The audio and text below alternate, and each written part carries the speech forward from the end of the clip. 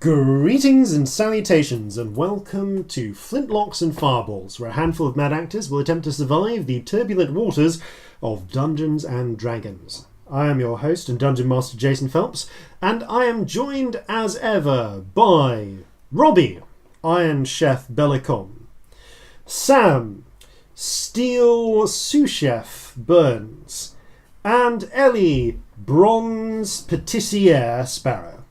Oh, I thought you were going to go for Little Chef. Oh, that would actually be much better. Yeah. I am not on form today. It's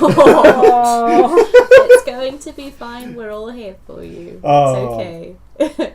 Welcome to the 24th episode of Flintlocks and Fireballs. Nearly 6 months. It's been nearly 6 months. Wow. Yeah, 6 months at 26. Indeed. Right, I can't actually think of anything witty to say, so I guess it's time for... I'm too tired to be witty. I'm quite sick. No.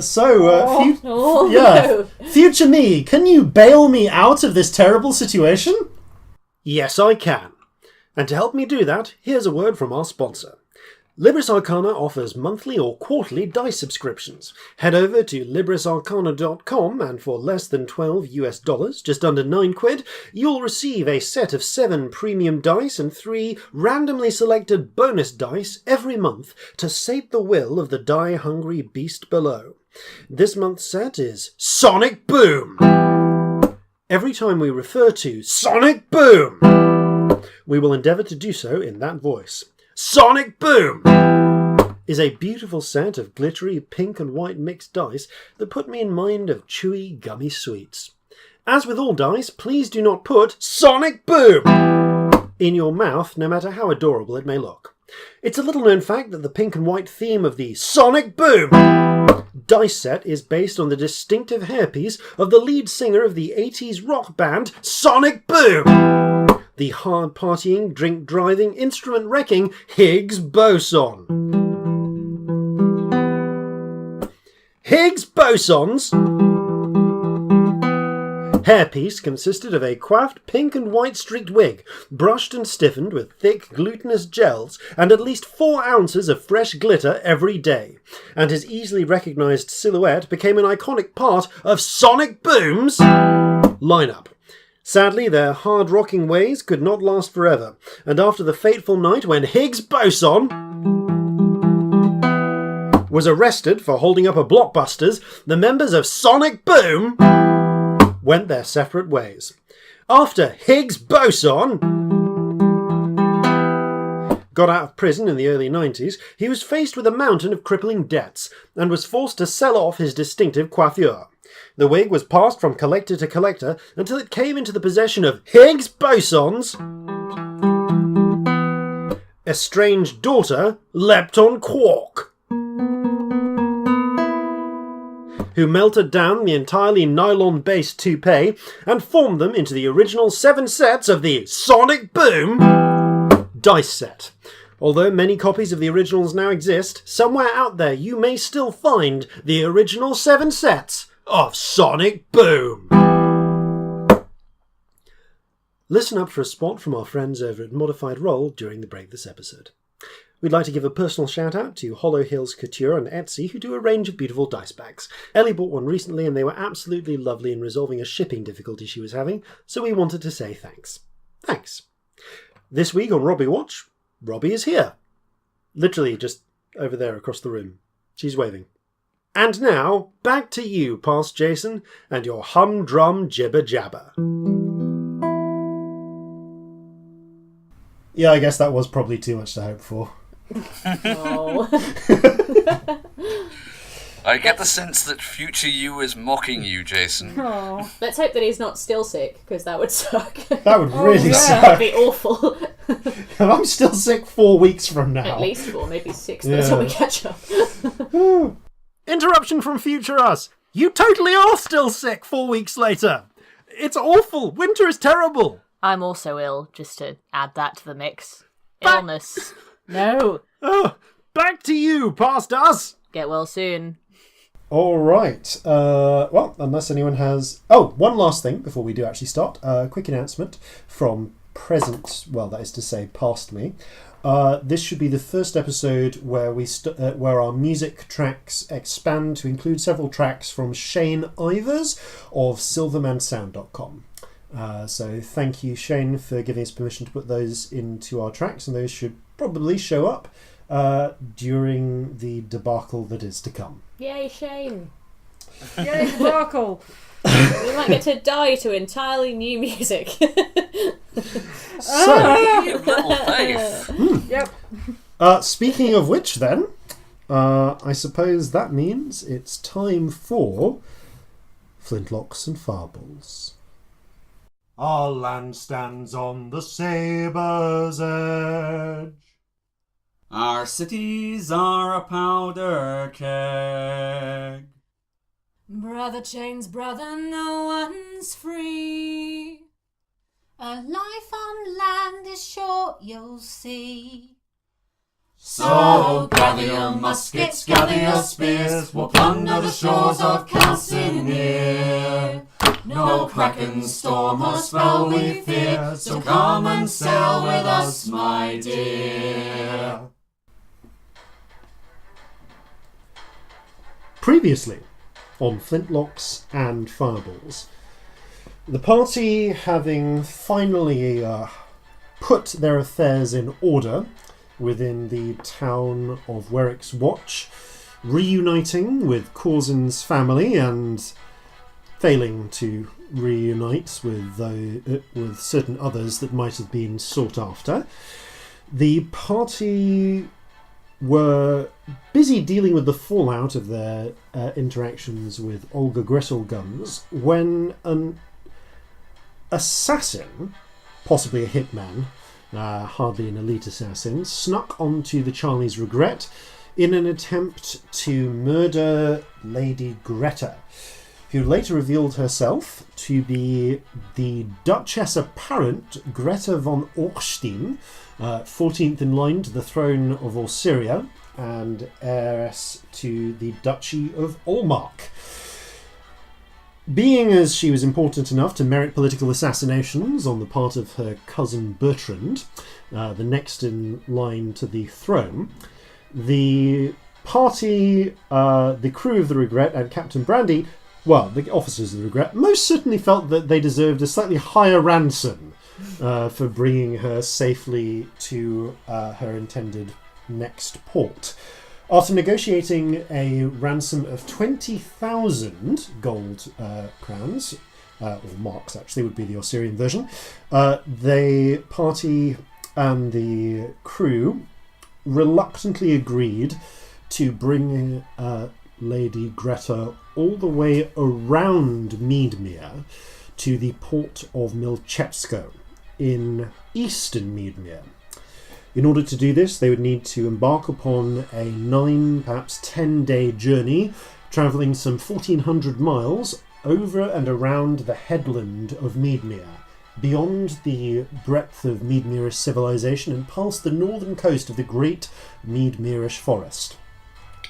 While crossing this particular coastline on the 13th of First Flurries, the Charlie's Regret found itself in the depths of a raging snowstorm, struck with gale, furious snow, and indeed actual snowstorm lightning, that particularly rare of meteorological circumstances.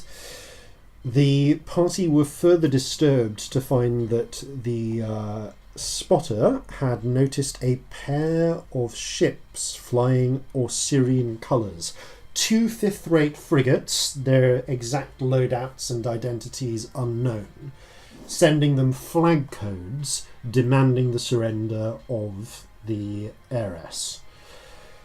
Under the circumstances, and given the previous political assassination attempt, the officers of the Charlie's Regret made the decision that any attempt to actually surrender the heiress was most likely to result in everybody being killed. So instead, they've settled upon a plan of escape. Now, as this happens, I'm going to bring you all in.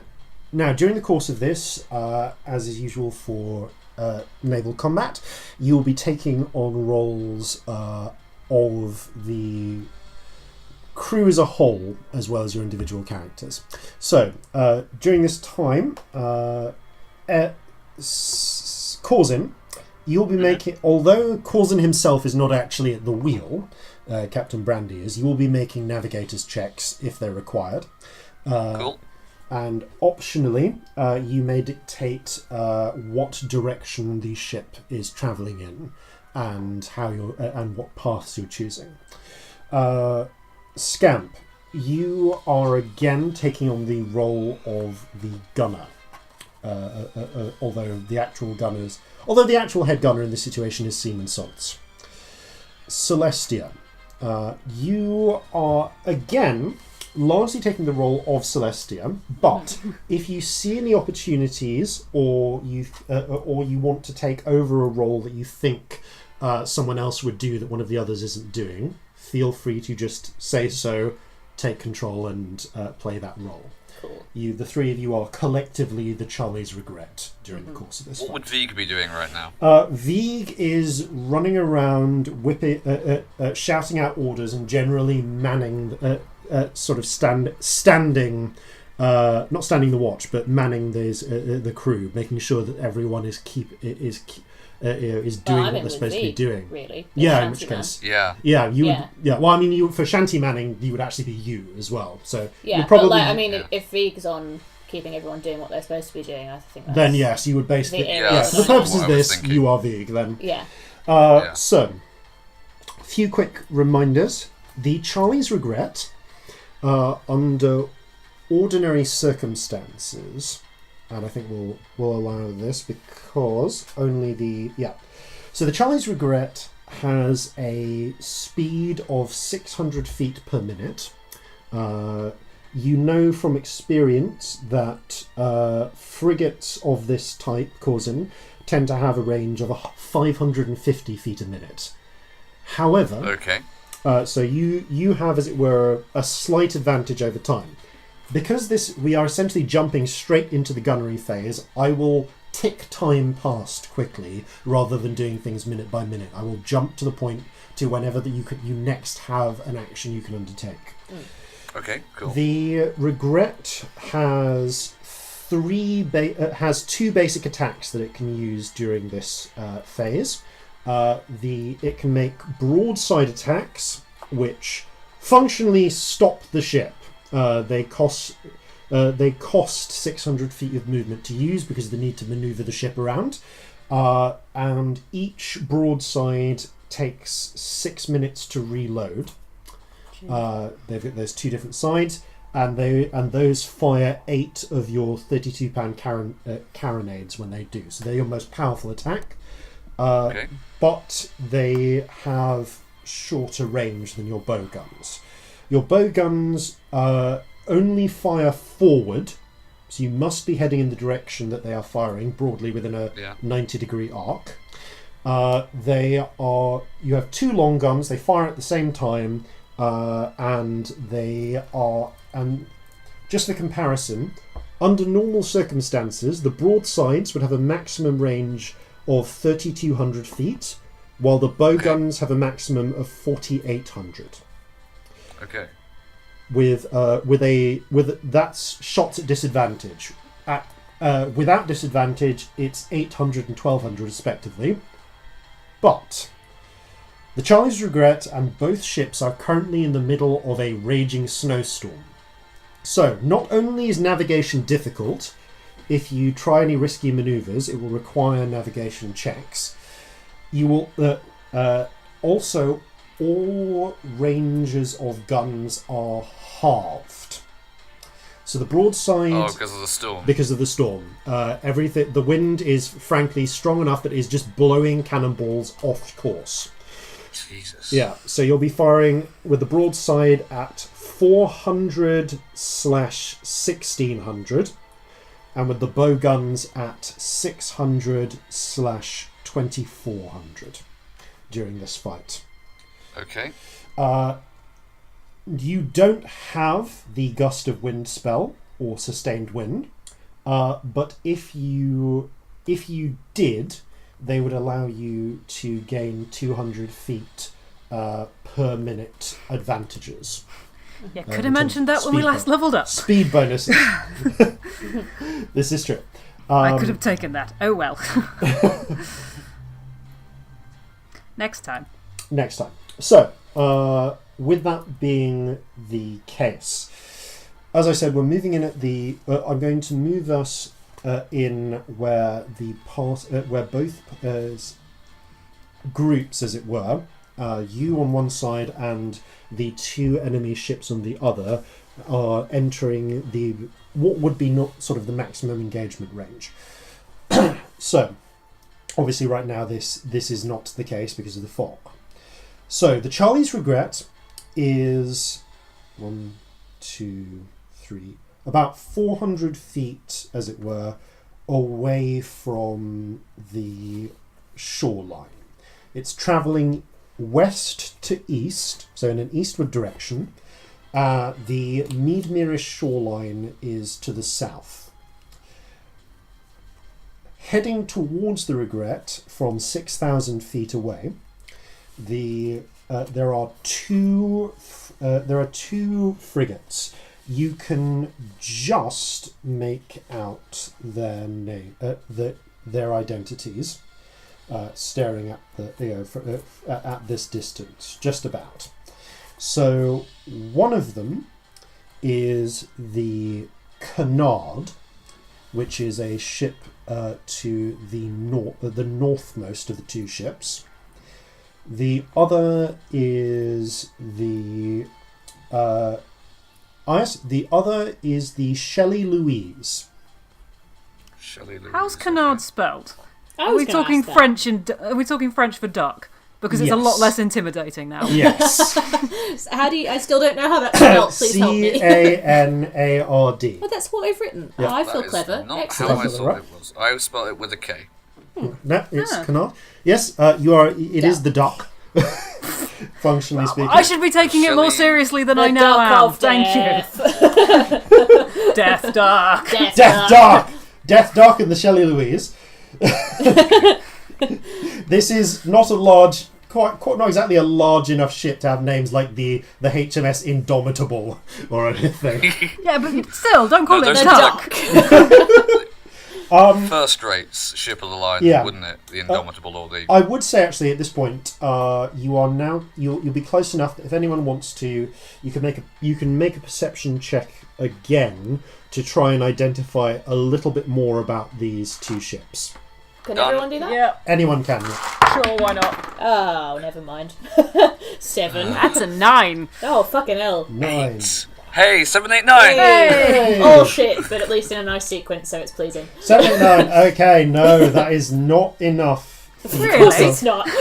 until you get close enough. So 1, 2, 3, 4, 5, 6, 7. By the way, despite the impending battle, Celestia is mostly running around right now going, I'm not seasick! Guys, I'm not seasick.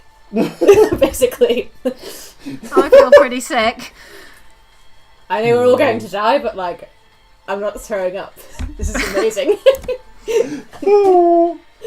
So, this being the case, all right, then we're kind of going in before we even start. Then the first rounds of combat. It's a question of what is your approach. The Canard and the Shelley Louise are both they're essentially travelling in what would be a flanking manoeuvre if you continued on in your current direction, just heading straight east. They would both pass you. They would both end up passing you 700 feet either side. Is that too far away for us to shoot them? So that I'm aware? It would be far enough. Yeah, it would be it would be close enough that you could shoot them, but you'd be shooting at disadvantage in this fog. You want to get within 400 feet of them for your broadside to be without disadvantage, or 1,600 feet of them for the maximum range. Cool. What if The Shelley Louise is to the south, the Canard is to the north. So the Shelley Louise is the one closest to the shoreline. Yeah, Is there any advantage in getting very close? Is it like with ranged weapon attacks where you get disadvantage for being too close? No. With this, okay, then let's fuck off. If you got right up next to them and unloaded a broadside, or vice versa, it would be extremely effective. Yeah, no, I thought it might be. Yeah. So just thought it was worth checking. What about if we go round the side that's not near the coast and then run? That is a valid approach. Shoot on the way past. Are either ships going to find it harder to be near the coast? Are we close enough that would be an issue? You get the feeling that the Shelley Louise is sailing as close to the coast as it feels as the captain of the Shelley Louise feels they are comfortable travelling. So they're actually a bit closer to the coast than you are. They would not willingly get this. Yeah, they won't. There is actually enough space. Like they're about 600 feet. Yeah, I think they're. I said that you. Sorry, I take that back. I said 100 before. That's wrong. They are using this map. Okay, sorry, no. They're actually they're about 200 feet away from the coast. You are a good 600 feet away. So in theory, you could slip between the Shelley Louise and the coast, but that would be dangerous. Like how dangerous? Where you run the risk of running aground. Running aground risk, dangerous. It would be really bad to run aground when there are two ships shooting at us. Yeah. That would be immediate death. When you get, I'm going to say on the next round of things, when you guys get closer, when you're all a bit closer, you can kind of try and make another perception check to see if you can identify a bit more about any differences between the two. Okay. But for the moment, I'm just going to ask you what general approach you're making in terms of. We can try and. Sorry, go on. Are we can we get closer to the shoreline than they can? Or you would could. that be an option to lose go, them in shallower waters, or are they just going to follow? There isn't like a nice. There aren't any coves or inlets that are large enough for the Regret to safely travel through, or even unsafely travel through. What you could travel right next to the coast and trust the fact that you have superior navigation skills and the Regrets handling. That they, it would slightly limit their approach, I suppose, because it depends on how close they were willing to get. I was going to say, if we can get them into a position where they run the risk of running aground more than we do, that's definitely a tactical advantage we should push. That would be pretty good. How would we do that, though? Would we have to go through the middle to do that? No, we'd have to go around the outside of one, wouldn't we? Which I really means getting very close to the edge at the moment. I'm also imagining, and Jason, correct me if I'm wrong here, but the Charlie's Regret would be a shallower bottomed boat than either of those two. Yes. So we could technically get a little bit closer to the coast. The Regret has slightly better better handling and a shallower bottom. It's not like river worthy shallow bottomed, but yes, get close to the coast. I'm going to say that the DC for you not running aground is slightly lower than it would be for them. Like it's a good at least 2 points lower. Like because ships people would know this. How bad is the risk of running aground? Depends how close you get. 100 feet away, you're gonna want. Just to put it in game terms, you'd be looking at like a DC 15 check with navigation for any frigates going through. That would be DC 17. It would be they would have a higher chance of running aground, running into difficulties. Okay, cool. Right. What if we went? Sorry, loads of questions. That's all right. No, this is the time to do it. Yeah, this is all of the navigational people chatting rather than our characters. Yeah, this is why we're not talking in character. Like Celestia's like, but what if we did this? Like, Celestia doesn't have a fucking clue. So neither does Scamp. So you've got the coastline and you've got the two ships next to each other. I mean, not next to each other; they're really far apart. But what if we went we went round the one on the side nearest the coastline, but we went as close to the ship as possible, so that we weren't going round on the coastline side, but as far away from the shore and as close to the ship as possible. That would be possible. There would be a check to avoid potentially crashing into that ship if you went really close. Mm-hmm. How close would we be talking, just in terms of feet? What counts as really close at this point? Yeah, I've no idea. Just for spells. Okay, so I will say... That's what I was thinking. I'll say within... Yeah, I'll say if you got within 100 feet of them, that's close enough that you risk that you need to, that there's a risk of that problem that ships sometimes have when they pass close to each other and one crashes into the other because of the way that the air interacts. I thought you said they were like 200 feet away from the shore, though. Yeah, because surely that's insane. If actually, like probably, halfway, it would be closer like... than 100 feet. I'm saying, like you would have to thread the needle, as it were, to do it without risking. Oh, it's so tempting just for fun. Don't say thread the needle. I'm confused. Thread the needle between them and the coast. Okay, yeah, cool. You'd have to pass exactly between them and the coast. Okay. Do let me know when we get within 150 feet as well, won't you? Will do. Okay, because it's about time we lived up to the name of the podcast. Yeah. Oh my god, it really is. Please. Yeah. Yeah. Oh, absolutely. So excited. Potentially, though, important question, is the tide going in or out? Oh, God. It will be too... Oh, we don't know how fast tides are here, do we? This is something that Corzin or some of the other people on the ship would know. Okay, I'm going to slightly defer to Robbie's experience here, because I feel like you were about to say something, and this is not something that I know well I'm not enough certain, myself. but I'm pretty sure different areas of the planet tides go in and out faster, because it's based on proximity to the moon. Okay. Yeah. But will we know even just which direction it was going in? That's all we need to know. Well, if it's going... out slowly, it's not really going to affect us. If it's going out fast, that might. Jason's rolling. Also, how far out are we? You are currently 600 feet out from the coast. I guess it really depends on the beach, because some of them are really steep and short, and some of them are really long. Well, Jason knows that. Okay, so let's... Okay, evens for... Goodbye, D6. Evens for for going D6 in, is, odds for going out. Okay, the tide is sounds coming... like the name of a biography. Apparently the tide is coming in, and let's roll for strength. Fine. It's coming... Okay. It's the tide is going in, but only at sort of moderate strength. I'm so sorry, I'm so stupid. Is in, the sea is coming towards the land. Yes. Cool. Yeah. Good. I had a complete brain fart where I was like trying to think in 5 different directions of like boats and stuff, and I just had a complete like, which way is in? The side is going this It's way. one of those days. It's fine. Yeah. I'm having to draw all of this so that I can keep it in my head. I'm really. I really wish I had done that, because I'm struggling with numbers. I'll send you a picture of my shit one that I've. You know what? Mine doesn't have any numbers on it, so if you want numbers, it's not going to help you. Oh well. So, threading the needle between the ship and the coastline. What do we think? Yeah. What could possibly I go think wrong? that's probably...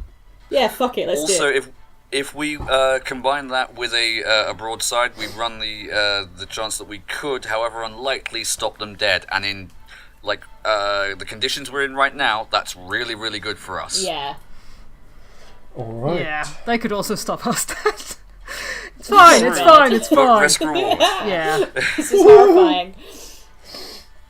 Okay. No, there must be more questions we can put this off with. Come on. I know.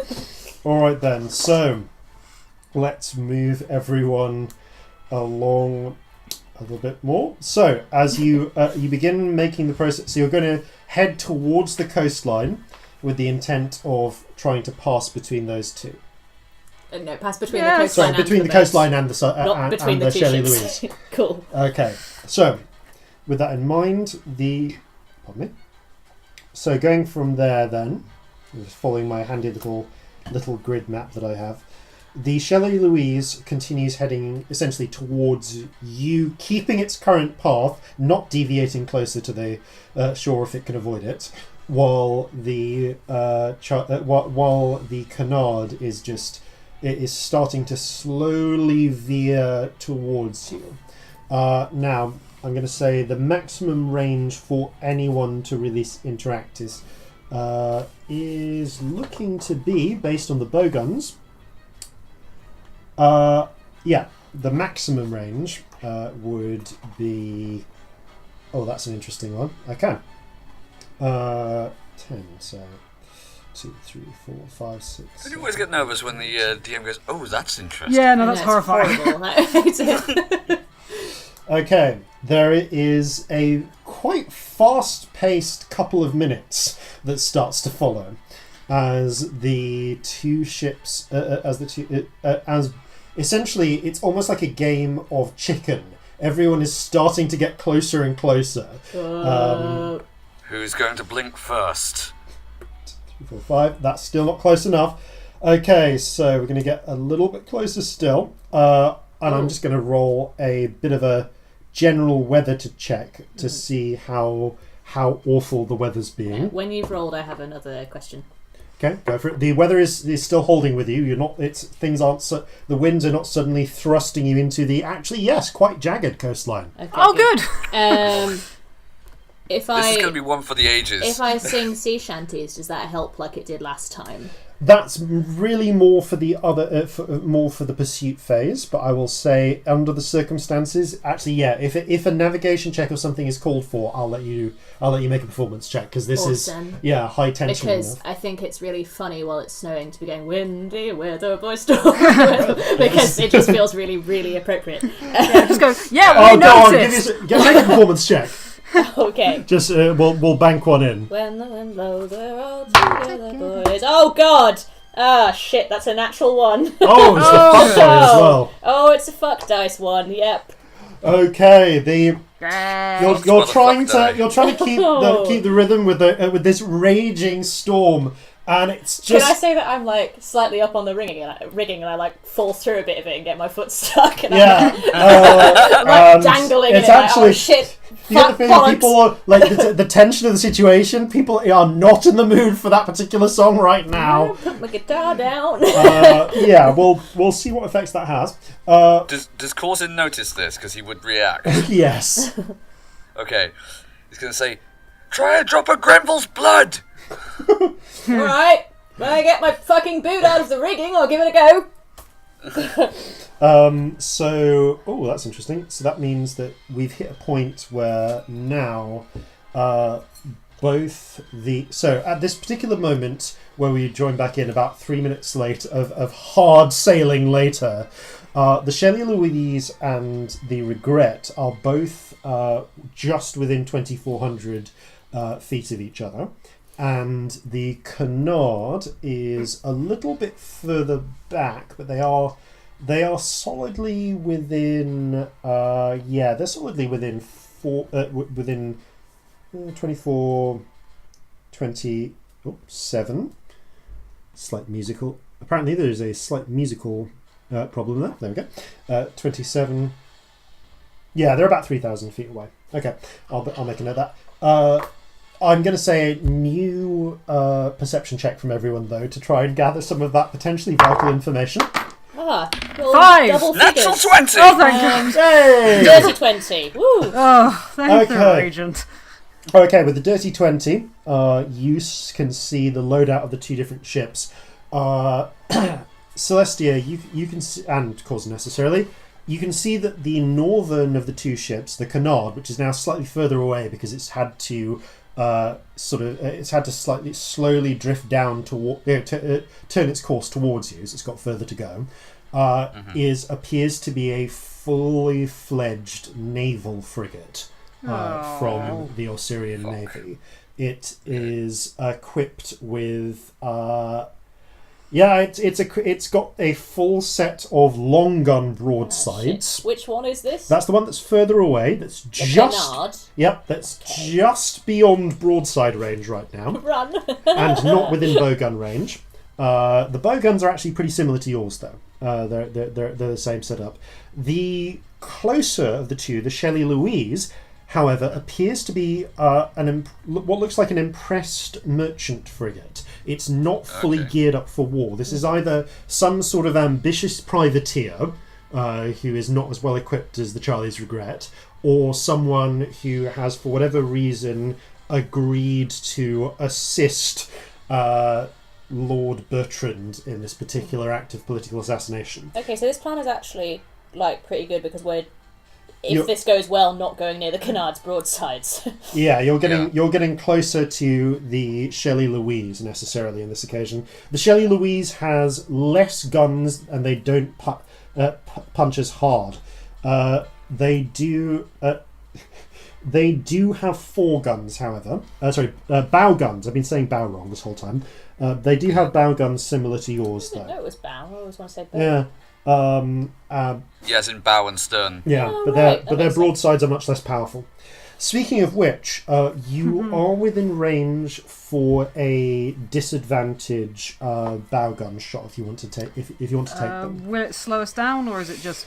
Bow guns don't, no, because they're forward facing. Then we might as well. Fuck it, Okay. yeah, I go think, for it. yeah. we ought So Again, can I help? no, because you did a natural 1. Oh, I did already. So, and in fact, this is where that's going to kick in. Shit. Actually, it doesn't make a difference. So it's with disadvantage anyway. So I guess that's really fortunate.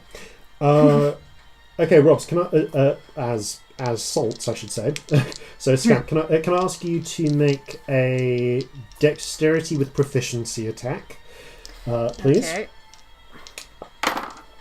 Is this disadvantage? With disadvantage. So that's a 1. Oh no! Oh no! Okay, roll. So I'm going to say Scamp roll because you are on the gunny's cruise as well as the ship's mage. Roll me a dexterity saving throw, please. Okay, so that dice is sitting out. Let's find a new one. Mm-hmm. Come here. Why did I pick the one I can't read? 13. 13. Okay. So if I get my d8s out. Oh no. Okay, so you take 19 halved to 9 points of damage as one of the bow guns jams and explodes. It's not enough, and there are just shards of broken cannonball flying into the surrounding crew. That was not fun. There's also let's see how many of the Charlies. Okay, it only kills one of the crew. Oh! Oh god! Yeah. Is Scamp injured? Scamp is not seriously injured, but has taken 9 points of damage. Okay. I cast mage armor. Yeah. I'm going to shout from where I'm still sort of half getting my boot out of the ring. Scamp, are you alright? Do you need a little xylophone heal thingy? I'm alright. Okay, good. Let me know. Will do. Same time as this particular as one of the bow gun. The other bow gun misses, so you're down to one bow gun, but one has exploded. Meanwhile, the Shelley Louise also takes a shot at you with its bow guns. That was a 3. So with disadvantage, and you see a good 200 feet away, splash into the water. Corzin is going to yell up, "Let's teach these people how to privateer." Okay, it takes 2 minutes to recharge the bow guns, which could be very important in what comes next. All right then, so which means another minute passes. I'm nervous. I move everyone a bit closer. I'm so nervous. Yeah, they're within range for that. Okay. So, right, I'm going to say within the next minute, you are now hugging the coastline to stay close, and with that, I'm actually going to do a quick weather check to see how.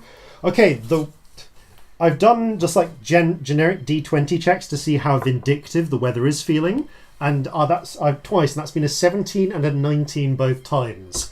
Wow. Is that good or bad? That's good for you. That's essentially a luck check. Oh god. It seems that the gale is with you. It's blowing you in the right direction. It's not trying to shove you into the shore. At least not yet.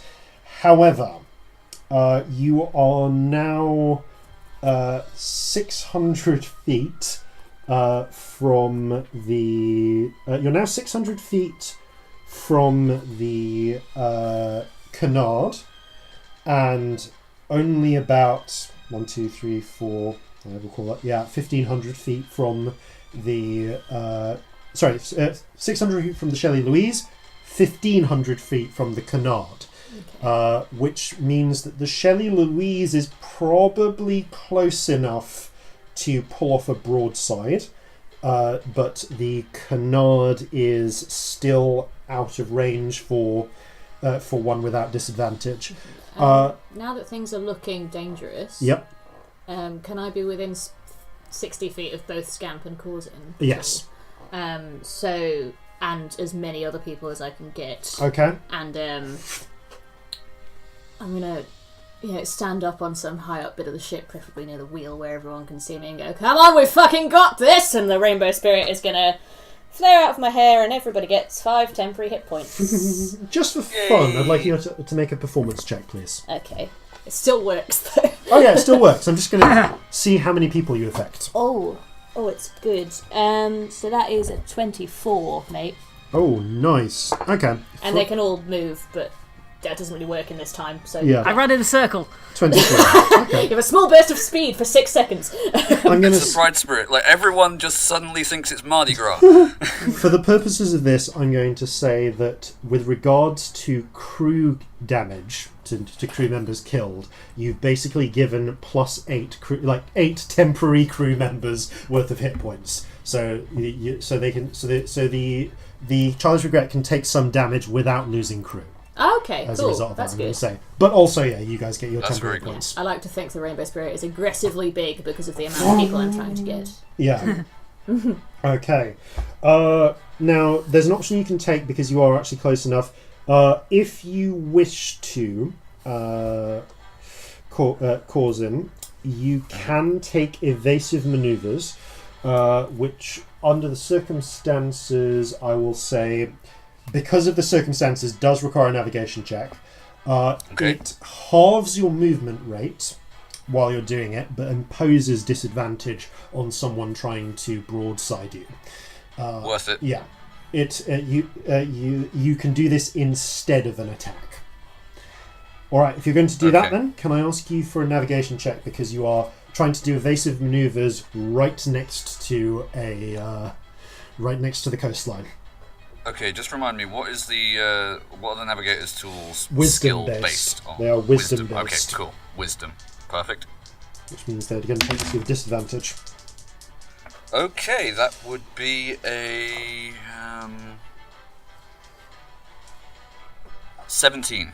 Okay, you successfully managed to duck. You begin a slightly erratic maneuver on the part of the Regret as it begins veering dangerously close to the shoreline, just slightly enough to almost to taunt the Shelley Louise in a bit of a game of keep away. So you managed to do it without risking running aground. Okay, so the Shelley Louise it does pull its broadside off, however, and it does so with disadvantage because of the evasive maneuvers. Good. Which it would otherwise not. Okay, so it's done that that's 11 versus the Charlie's Regrets AC is 14, which means it's at -3. Okay.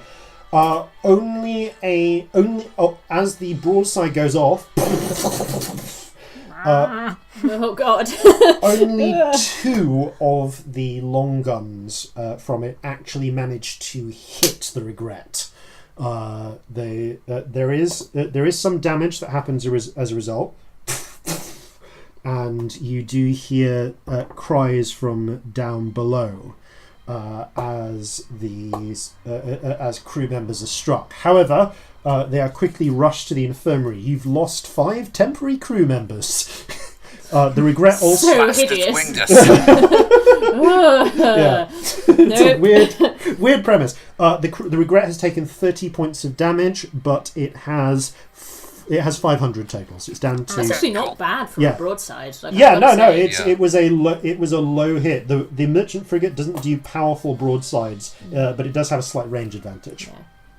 Okay, which means that we advance forward 1 minute, because this is actually close enough where the 1 minute at time does make a difference. Can I do a medicine check as Corzin to try and triage the injured? Yes, you can. Right.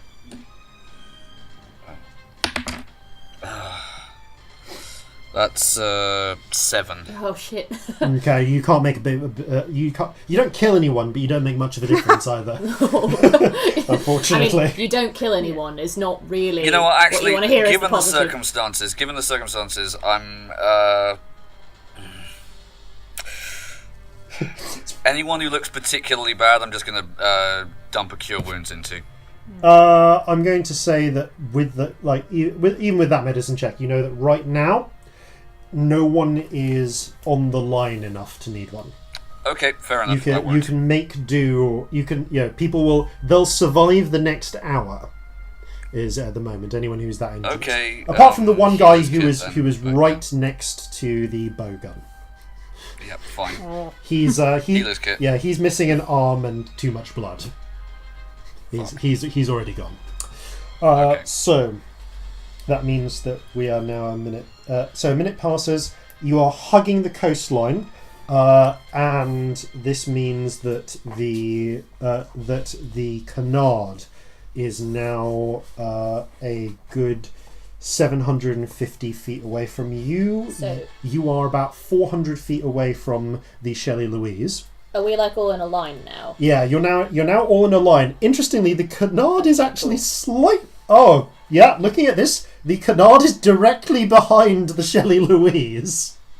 So it does. That's interesting. Technically, that does provide you a bit of unexpected cover. Ooh. How much do they want to get us? How much? Yeah. I think they want to get us enough to shoot their own people. To be honest, if this isn't a proper we'll see in naval a moment. ship. See in a moment. However, the canard is... Yeah, so the canard... you are now within broadside range of both the Shelley Louise and the canard. Sorry, no, you're not within broadside range of the canard. You have you have carronades. You are within broadside range of the Shelley Louise now. The canard is within broadside range of you, but because of the ship positioning, I'm going to say if they do decide to make the attack, they have disadvantage unless they decide to also hit the Shelley Louise. So, what do you want to do? Can we get another shot in, or should we just run? If we actually do hit them with a broadside, we've stopped them dead in the water. And if the tide's coming in, then they're going to need to deal with that before they can even think about chasing us. So, one more broadside and then run? Yeah. Yeah. I'd say so. I think. I agree with that. Let's do that. All right. The merchant. So the Shelley Louise, for its part, does actually still have its bow guns and is still facing towards you. And they've now managed to reload the bow guns. Got to say that right. So they are going to take one shot at you as you're taking your shot at them. Is this a point where I can help with a performance check? I'm going to say it is, yes. Whiskey is the life of man. That's really good. 28. Okay, that is good enough. I will actually allow you to apply that advantage to the broadside attack. Awesome. As yours, as you know, the gunners are all kind of like bobbing their heads in with the tune. Kind of, it's going a lot better than the previous song. Good. The frigate. Sing about booze, not weather. The merchant frigate. Okay.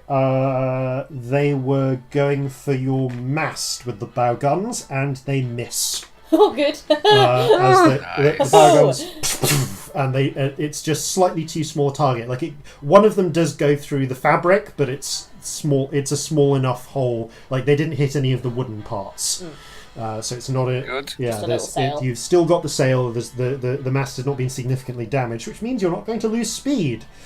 However, it does stop your speed it does stop your movement to fire the broadside. So that means it's can I Scamp, can I ask you to make a broadside attack? Ordinarily this would be I'm going to say you can take your pick of. Really, this is your pick of wisdom or intelligence for the base for this attack, plus proficiency. Oh, good, because I'm so good at both those things. Or if it would be if the number is less than 4, you can use salts as it is modifier. 4. Okay, then just do it as yourself essentially. Is there any advantage, disadvantage, or anything? You have advantage from advantage. Fantastic Shanty Manning. Lovely. Yes, it's going so well. 22. Nice. Oh! Fit. Okay, that is definitely within AC plus 4. Yeah. Oh wow, this is going to be interesting. So, Blow him to bits. What am I rolling? you pull off one full broadside. And I'm going to say, because of where you are, all 8 of the port side carronades blast into the side of the Shelley Louise. Okay. Let's merge this together. Can you roll me 4d8, please? Yes, Also, are we within 150 feet? Because I want to know what the casualties are like. Oh, well, now I feel bad now you've said that's what it is. Yeah. 16.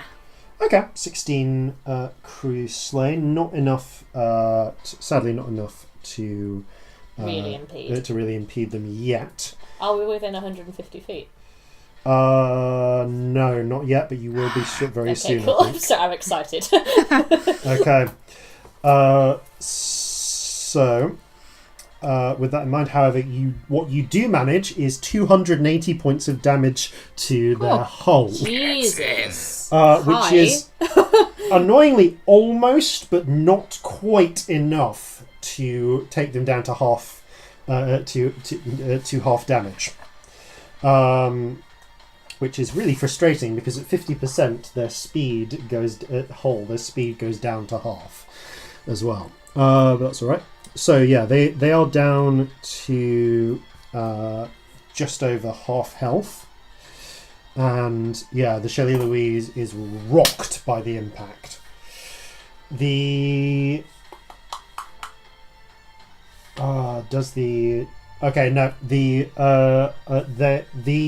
Canard is not quite so bloodthirsty as to attack through the Shelley Louise with its broadsides, but it will take a shot at you with its bow guns. God, we definitely picked the right side. Bow guns! Damn it all! Okay. However, that was a 10, so Okay.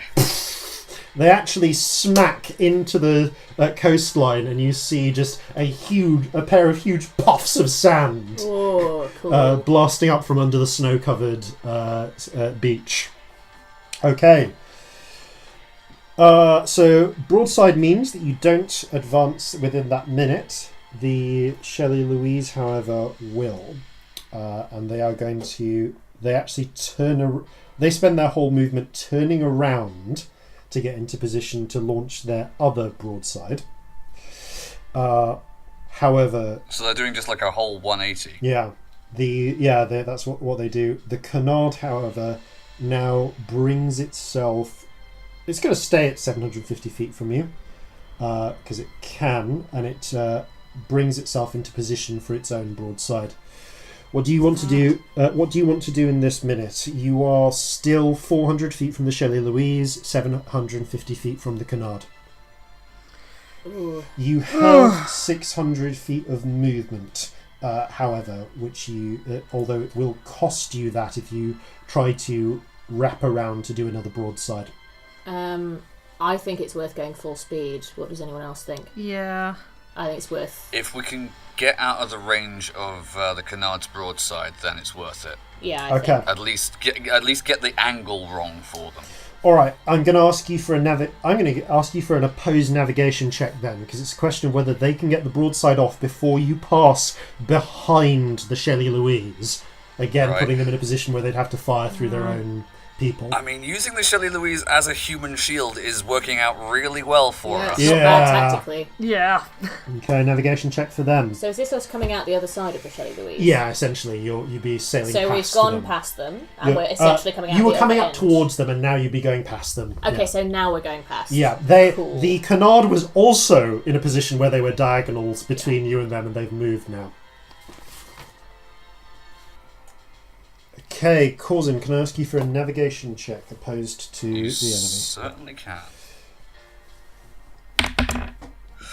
Okay, that would be 18. Okay, you had to beat a 9.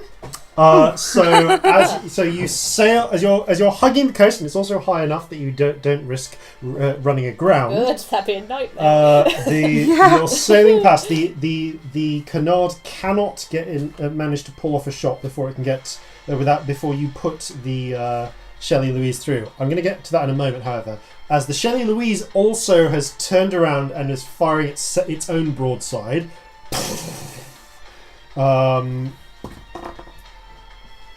That was not great from their part.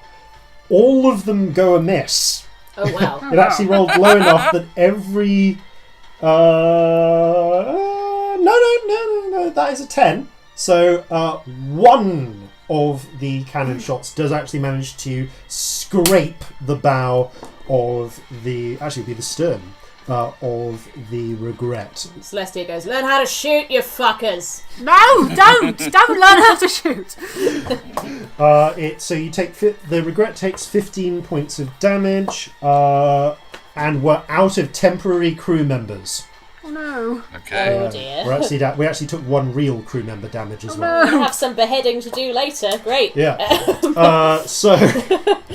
Yes. So the Not as much as they're gonna need. so the Shelley Louise entirely misses as this failed broadside splashes into the water or drives itself into the coast. You take advantage of the gale and sail on past the Shelley Louise as it's turning to fire. Probably the reason why it missed you, for the most part.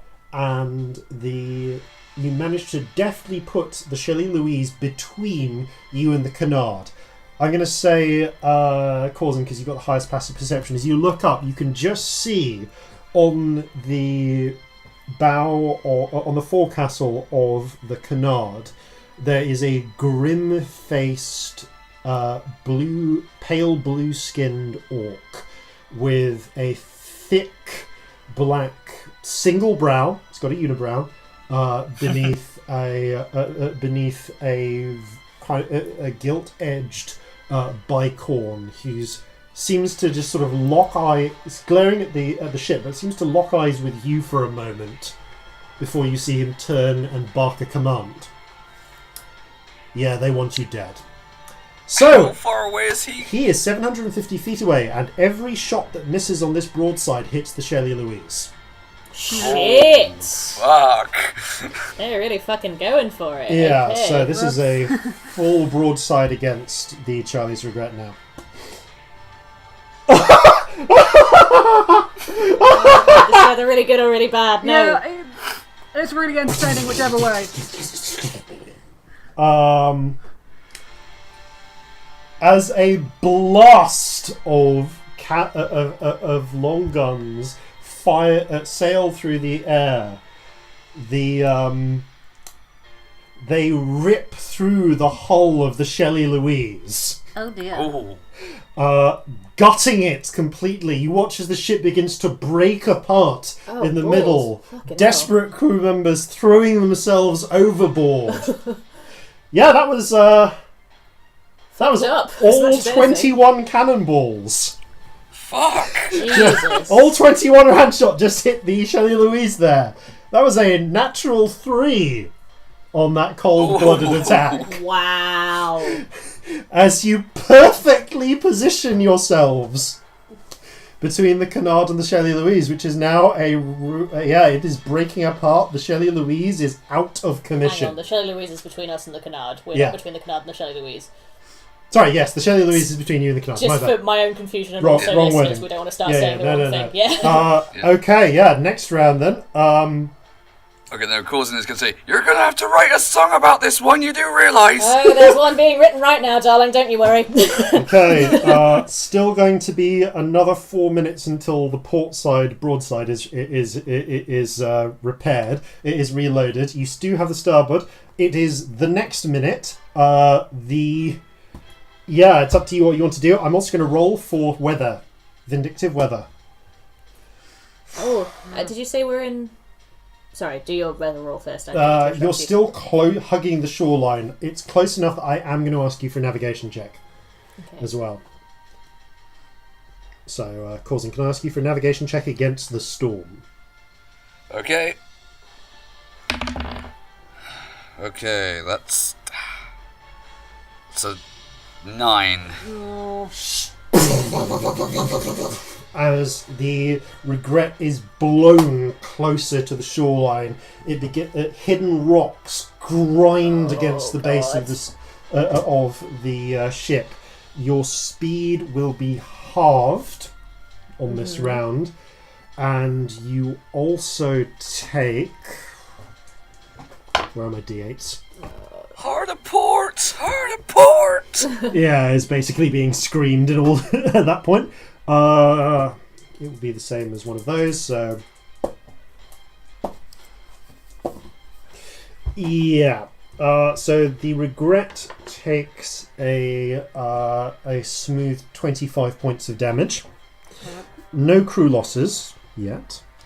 Nobody currently being keel-hauled. Nobody currently being keel-hauled, but Regret is down... mean?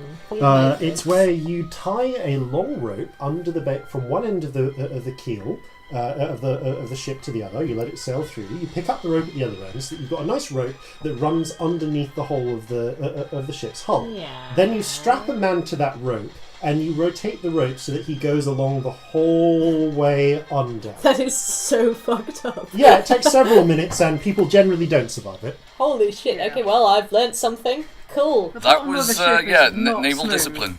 Yeah. It's covered in barnacles. It's not good. No, Yeah. really bad. Yeah, no, it's a particularly nasty way to kill someone. So, speaking of nasty ways to kill people, Yeah. you have 300 feet of movement this round.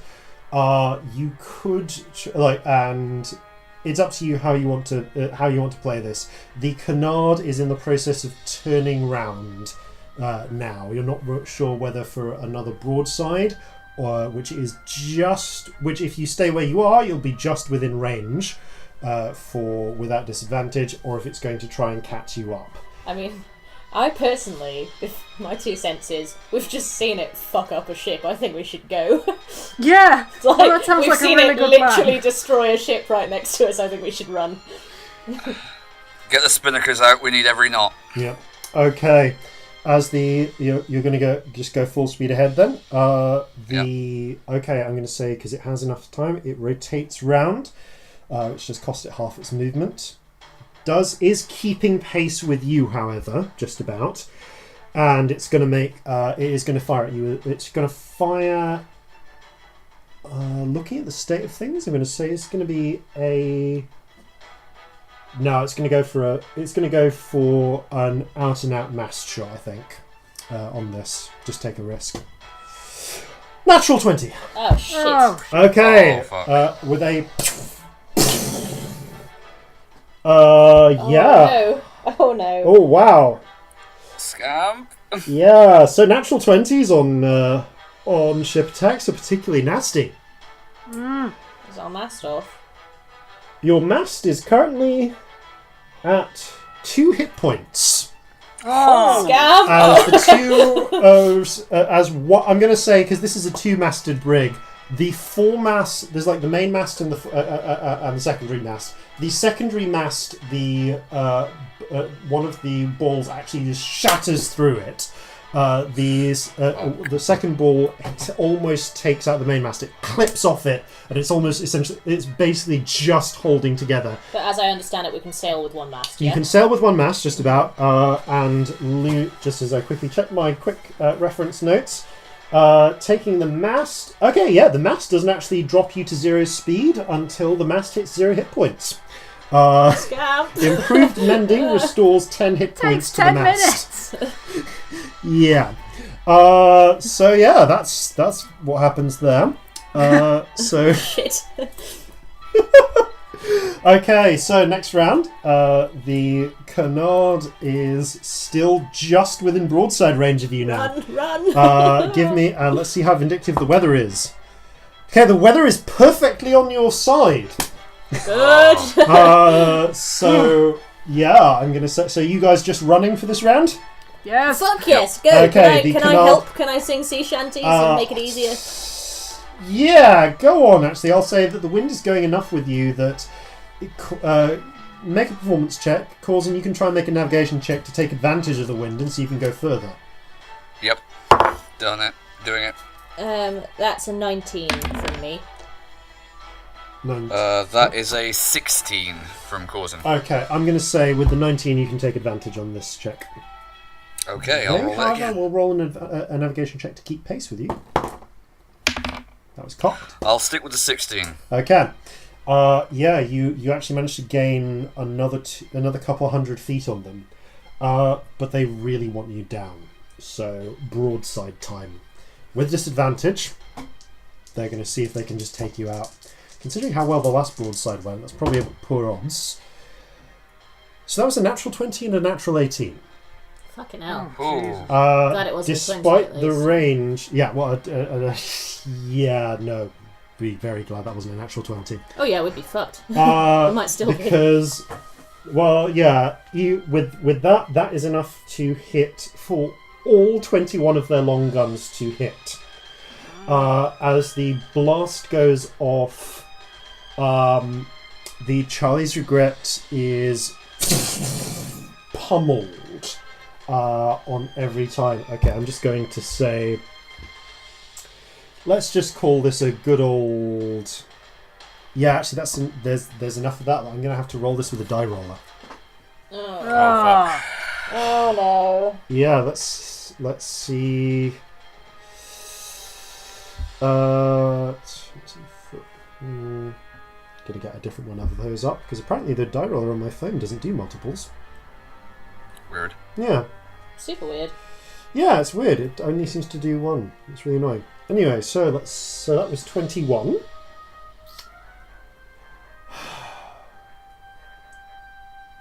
.43 crew are dead.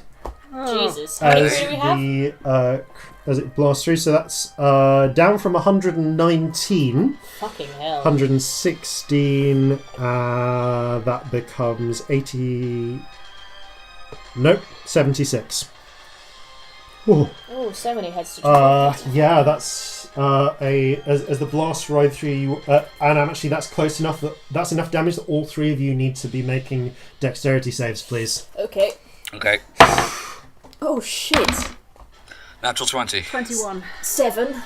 Okay, Corzin, you dive completely out of the way. You are just conveniently positioned enough that you don't get hit in the slightest by... Oh no, sorry, 8. I apologise, I forgot about my +1 on saves. Celestia's in the rigging, oh no! Yep. Celestia's in the rigging. I am in the rigging, I did say that. Yep. So, you'll be happy to know that of the d8s I rolled, 2 of those were 1s. Mm-hmm.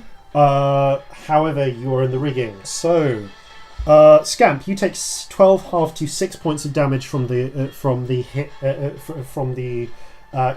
cannonball. It doesn't clip you, but part of the shards of hull smack into you and slice across your skin.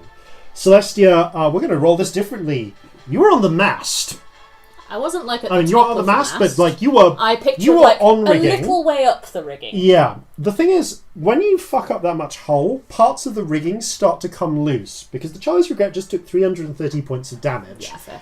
And you are 330 was it? Yeah, Yeah. you are. It's now 130 hit points, which Oof. might be enough. I make it 100. It was at 400. It was at 430 before. You were right. That's 100. That's enough to cripple it. Okay, so as the that's enough that rigging actually flies loose from its mooring and flings you. I need you to make an acrobatics check, please. Oh my god, I'm going to be overboard. This is the end. Okay, that is a 13, so not amazing. It's enough that you don't go overboard. Good. However, because of the distance you're thrown, you do still... you actually only take 6 points of damage. Okay, that's impact not too damage bad. from being thrown against the gunnel, the sort of... almost like a little retaining wall on the edge of the ship. And you are not thrown overboard. Ow. However, the blaster... at this point, you see that the remains of the mast... Oh, shit. begin collapsing over. Yeah, we've hit that golden number, which is 25% of the mast. The ship's speed is now 0. Oh, bollocks. No! And things are... and enough crew have died. Actually, no, not enough crew have died at this point to give disadvantage to all checks, but it's not good. At this point, you're looking at, and I'm going to say, who's on deck right now? Everyone's on deck. Everyone's on deck. You look round and you can see Captain Brandy is just about on the... the Charlie's Regret doesn't have a forecastle, but the bow of the ship. He is leaning bedraggled against the against the still barely holding together ship's wheel. He is missing one leg entirely. Oh. Some hip. Probably some organs in there. Part of his other knee is completely wrecked. And he is just flagging against it.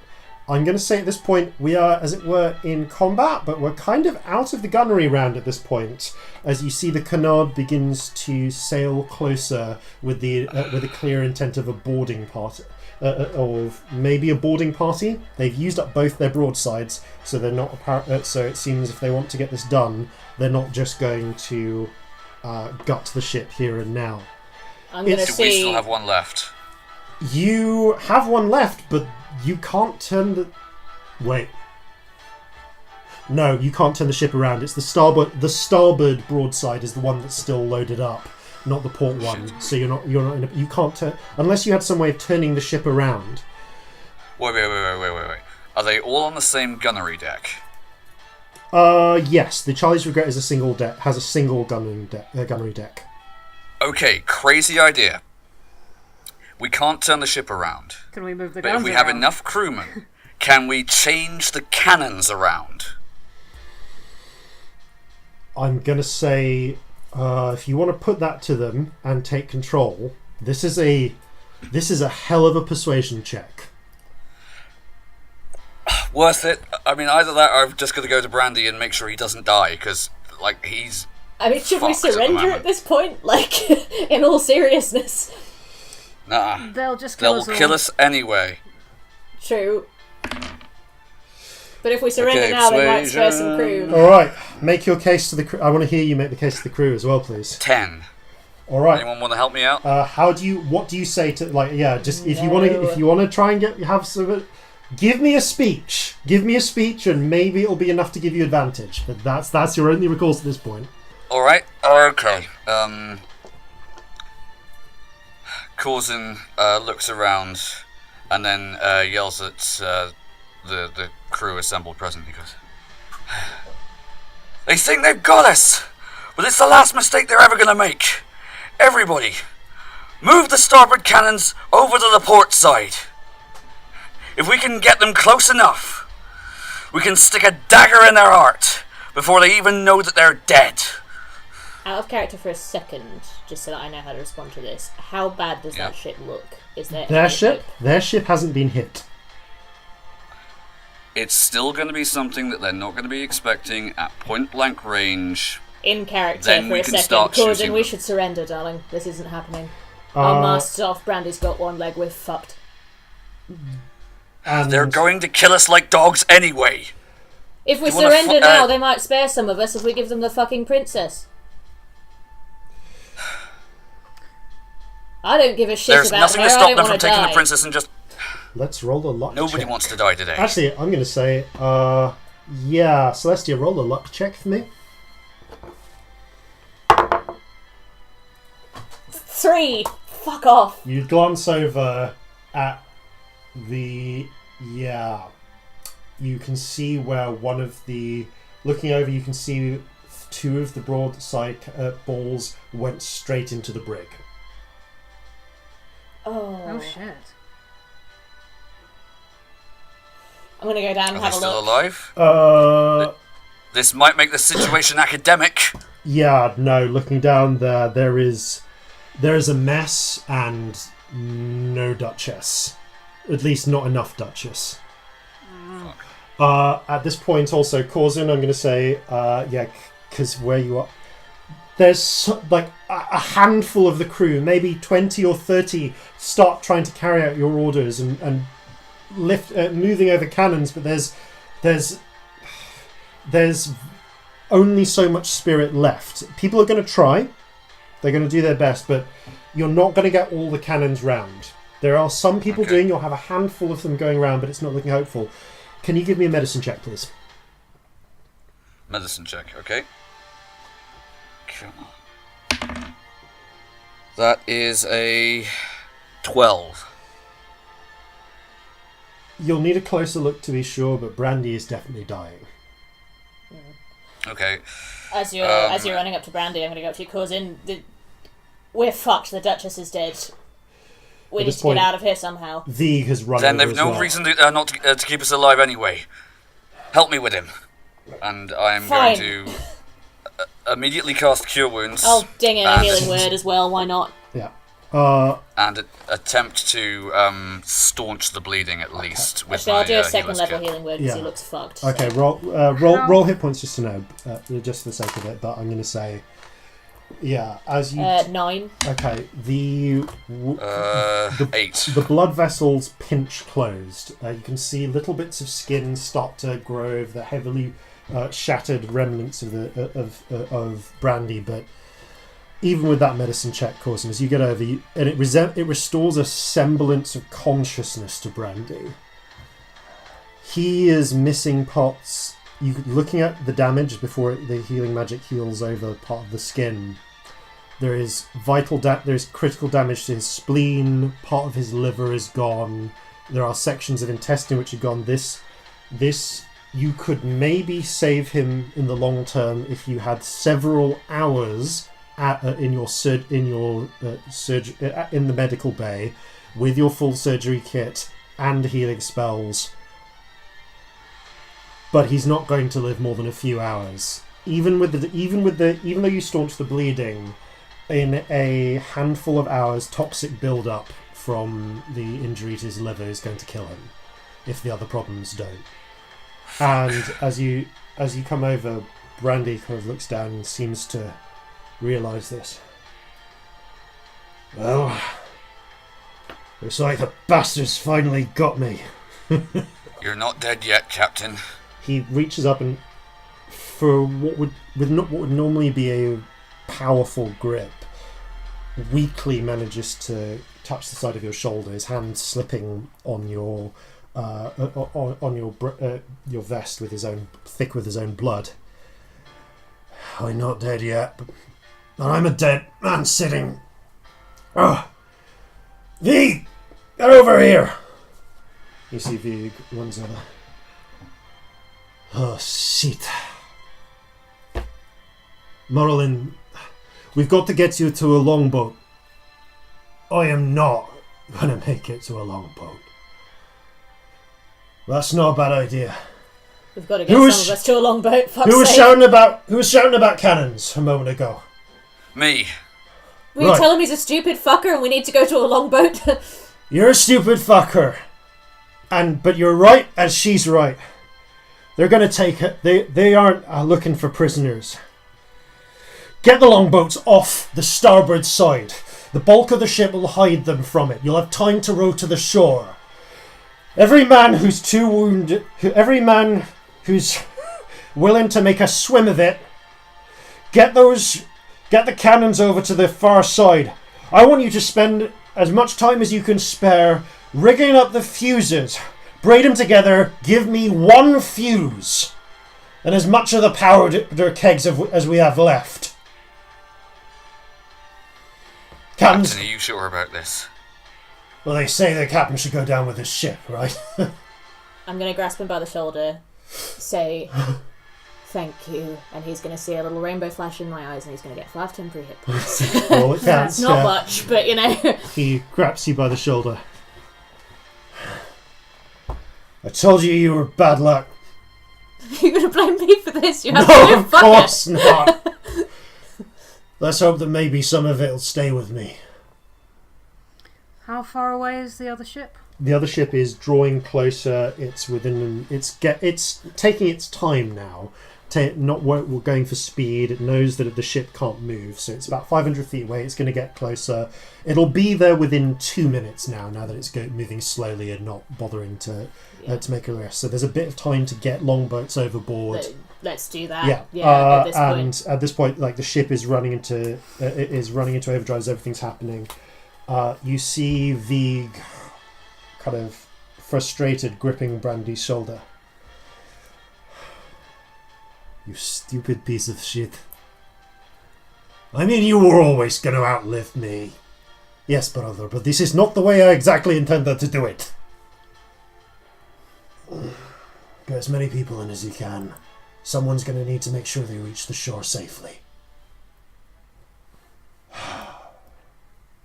Look at it this way. I'm going out in a better way than Father did. That much is true.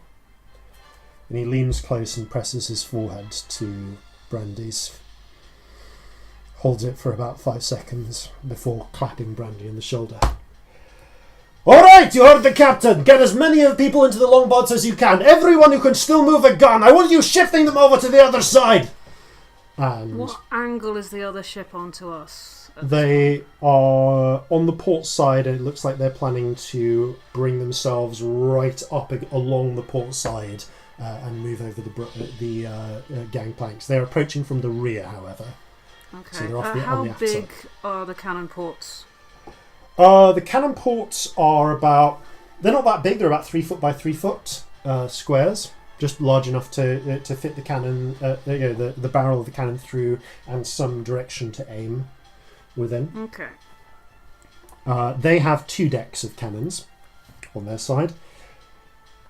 How close to the water are they? Pretty close. The whole thing is about... This is going from memory here. The top deck is about 40 feet off the surface of the water. The bottom gun port would be about 10 feet from the surface of the water. It actually goes pretty low. Okay, I'm going to do something really stupid to buy us some time, and then I'm going to go and jump off the edge of the ship and cast fly as I do.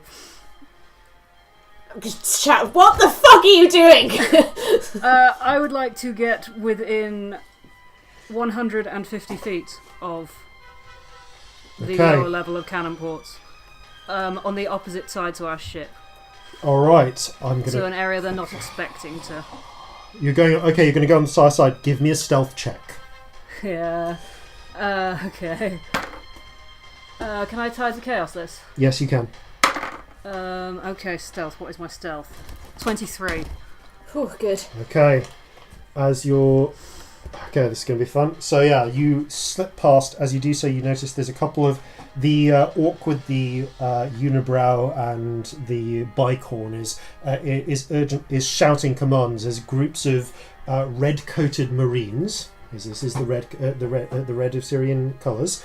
Are marching, are getting ready on the surface of the boat, preparing for. They're taking positions behind the gunwales just in case there's going to be a fight to take the ship. But they are their muskets ready, preparing to board.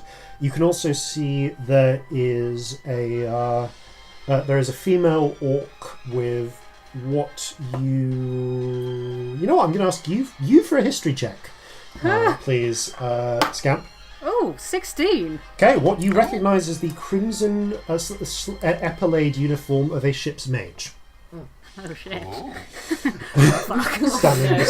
Standing about 20 feet away from the presumably captain, not really clear, the unibrowed orc. But yes, you slip round to the far side, undetected. I want to get like 140 feet from the edge of the ship. Okay. And then I'm going to cast Fireball. Oh god. Yes! Through the cannon port. First player-based fireball. Yes. Okay. I want to hit the cannons. I want to hit the centre of the cannon deck as much as I can. You don't need to aim for this, so this is... No, I don't. I wouldn't be doing it if I had to aim. You don't need to aim for this. Okay, so let's say... So this would be the equivalent of a full broadside going off for them. Their own broadside against them. And, okay, so to start with, I would like you to... Okay, so this is just going to be... This is a lot. Oh god. I'm just going to call this a luck... Can you please roll a luck check with advantage? Okay. Which is a rare thing for me to say, but it's just a question of positioning. 6. Oh, Not with good. Advantage? With advantage. Yeah, the other one was a 1. Oh, shit! Okay. Ooh. Okay. That's so sad. You managed to hit one of the few points where there are relatively... where it seems that they've already moved a large amount of the cannons away, so you don't hit too... You managed to perfectly position it so that it's not actually where the powder stores are. So it does still do some damage to them, but can you please roll the fireball damage as well? So they take... God. So they take... It's going to set stuff alight at the very least. It does... 10, Yep. 20, 28, 34. Doubled to 68. Okay. We'll round that up to 70 for a smooth 140 points of damage as you hear smoke begins to pile out of the middle of it. The whole ship is rocked by the explosion. It's not quite enough to completely annihilate it. The maximum damage. This could actually have done enough damage to just sink it if you'd gotten a 20. Curses! Yeah, but not quite enough. I can only do that once because I'm flying. Yeah. However, it's not enough to disable the ship either. Immediately, however, seeing what happened, there's going to be another. I'm going to give them a check with advantage to try and spot you now. Okay, they are immediately desperately take off. Yeah, they are desperately searching around trying to find you. You hear barks, screaming orders from the ship as this is happening. By the time you get back to the ship, I'm going to say that they've the canard is now merely like 100 feet away. It's pulling in. Everyone's already loaded onto the longboats, apart from Brandy, who's there, holding himself up by the wrecked steering wheel with a the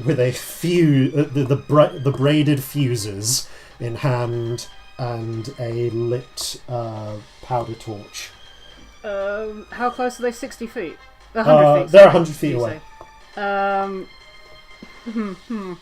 Oh, it's so tempting to do stuff. I'm going to say by this point, knowing that you can fly, the longboats have already cast off. And everyone is now desperately starting to row for the shore. However, what do you do, Scamp? I'm going to be really dumb. I'm going to dash. I'm going to move. So I'm 60 feet away from the captain. Mm-hmm. Cast darkness centered on the captain, and then I'm going to fuck off. I'm just trying to slow them down for a little bit. Okay. Give me an acrobatics means they check. can't immediately just shoot him. I've got 120. If I'm going to quicken darkness, so it's a bonus action, which gives me the ability to dash. So I will have 120 feet of movement. Okay, give me an acrobatics check. That's a 1! Fucking hell! Oh, I need to flying a stop. close I've door. rolled so many ones. Every time I have quite advantage, manage it's been a to 1. It's a question of timing. The moment you fire darkness, your flight winks out. I No, it forgot that doesn't. was concentration. No, it I'm does. an It's idiot. concentration. Bollocks. Shit, Which is I what the totally acrobatics forgot check that. was. And as you don't quite manage to time it right, you are sailing towards the ships, the longboats, when splash! Have I got any time? You have enough time to take a reaction. Not a bonus action. With that acrobatics check, no. No. No. So, as you hit the water, roll me D100. How far away are they from the longboats? They are right in the 66. Okay. I've got to stop forgetting concentration. middle. Yep. I noticed it this time, and yeah. Yeah. Up to 3 creatures you choose. Fine. You do choose, but you has to be up to 3 creatures you choose. Okay, technically, you don't have to choose any from the wording of that. So, but that doesn't mean that it doesn't discharge. So as Scamp hits the ground, in this there's this that hits the water. Fuck, you're hitting the water, Scamp. So that means damage.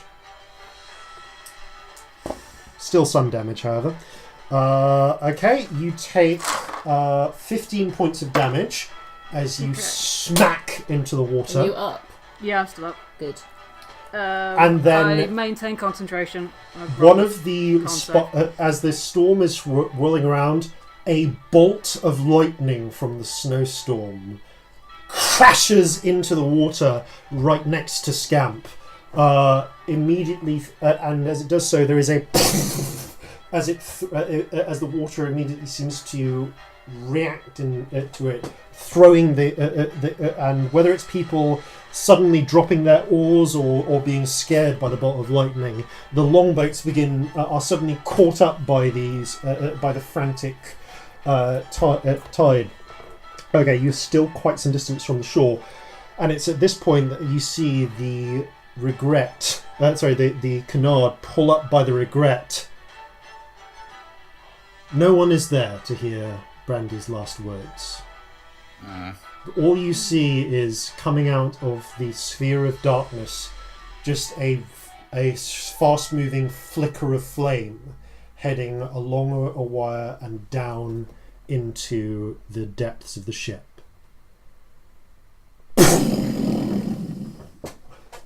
The jerry-rigged broadside, that close to the frigate, there's no way they can miss. And as they go off, a blast, you can watch as the canard is gutted by the shots. Had you been a little bit more lucky, Scamp, it might have been enough to sink it. But as the smoke rises, the ruins of the canard are still there, and they had enough time to reload themselves.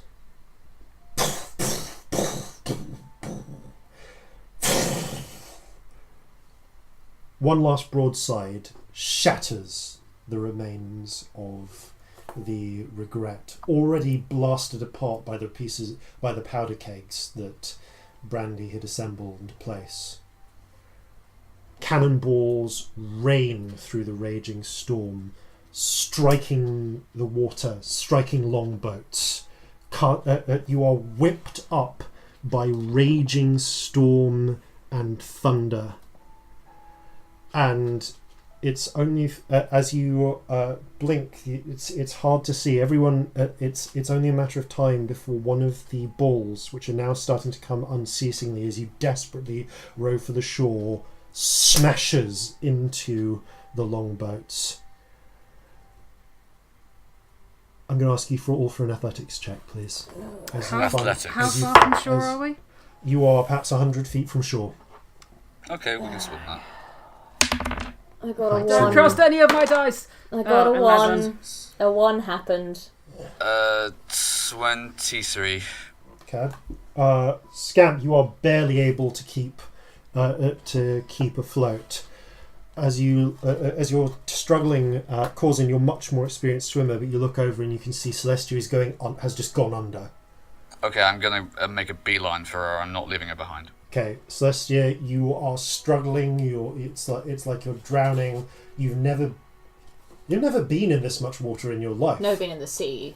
I can swim, but I haven't been in a rough sea. Yeah. Give me Corzin, give me an athletics check. Celestia, give me an athletic check with a disadvantage. 11. Athletics 6. Okay, Celestia, you take on water. Things start to black out. There is stars appearing in your vision. You are barely conscious of the small but strong hands that grip you around, that grip you under the shoulders and begin desperately kicking, bringing you to the surface.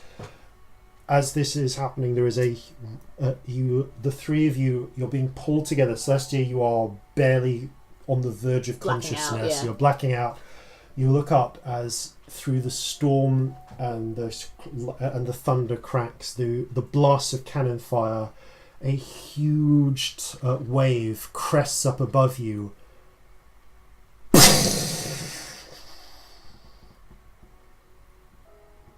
And darkness.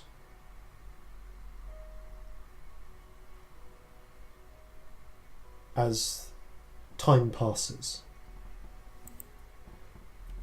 the three, I'm going to ask each of you to roll a constitution check for me, please.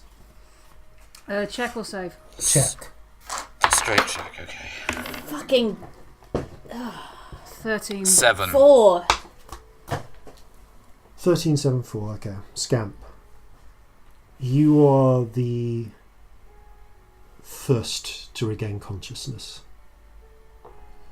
When you awaken, everything, you are cold to the bone, you are shivering. And as you grabbed onto you realise that you are gripping with a death grip to a fragment of the regret. As your muscles protest you getting up, you blearily look around. The snowstorm the snowstorm has begun to quiet. There's still snow falling, but the raging winds have stopped. Looking around, you can see the unconscious forms of Celestia, bedraggled, gripping to the same piece of wreckage you are. Corzin, about 20 feet away, chest rising and falling, where he's prone on the snow-covered sand. You have no idea if this is the same bit of beach you were going towards. The snow is falling thickly, visibility is cut down. All you can see is the rough, raging sea ahead, the distant storm, and the craggy, rough beaches with and these aren't, fine sand beaches. There are rough rocks and stones here, and stretching out beyond them, a forest which goes on for miles and miles. Are we on land? You are on land. I'm on land, okay. And as you stumble over towards your companions... Oh shit, where's Jeffrey? Looking around, you see there is... I'm going to say, give me a perception check. 9. As you think this, you hear a voice in the back of your mind. Look up. And peering up and around, you can see, clinging to the top of one of the frozen the snow-covered trees, is a golden-haired capuchin, looking terrified. Jeffrey! Fucking frozen. Jeffrey clambers down and bounds up to you, and as the pair of you begin to hear the sound of just through this strange darkness, the call of a monkey's chittering. That's where we're going to pick up after the break. Oh, Fucking hell! We'll rejoin you after these, no doubt important, messages. And now for a word from our friends at Modified Roll.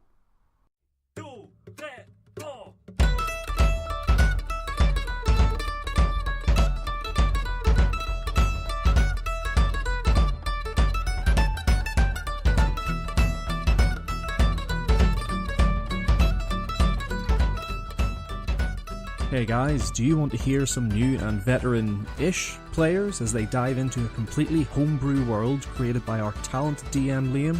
Then join us for an old-school, authentic D&D experience as we focus on collaborative storytelling in an open world, allowing us, as players, to cause as much anxiety as possible for our DM. Catch us on most podcast platforms, visit our website, and come chat to us on social media. Modified Rule. Come and join the adventure.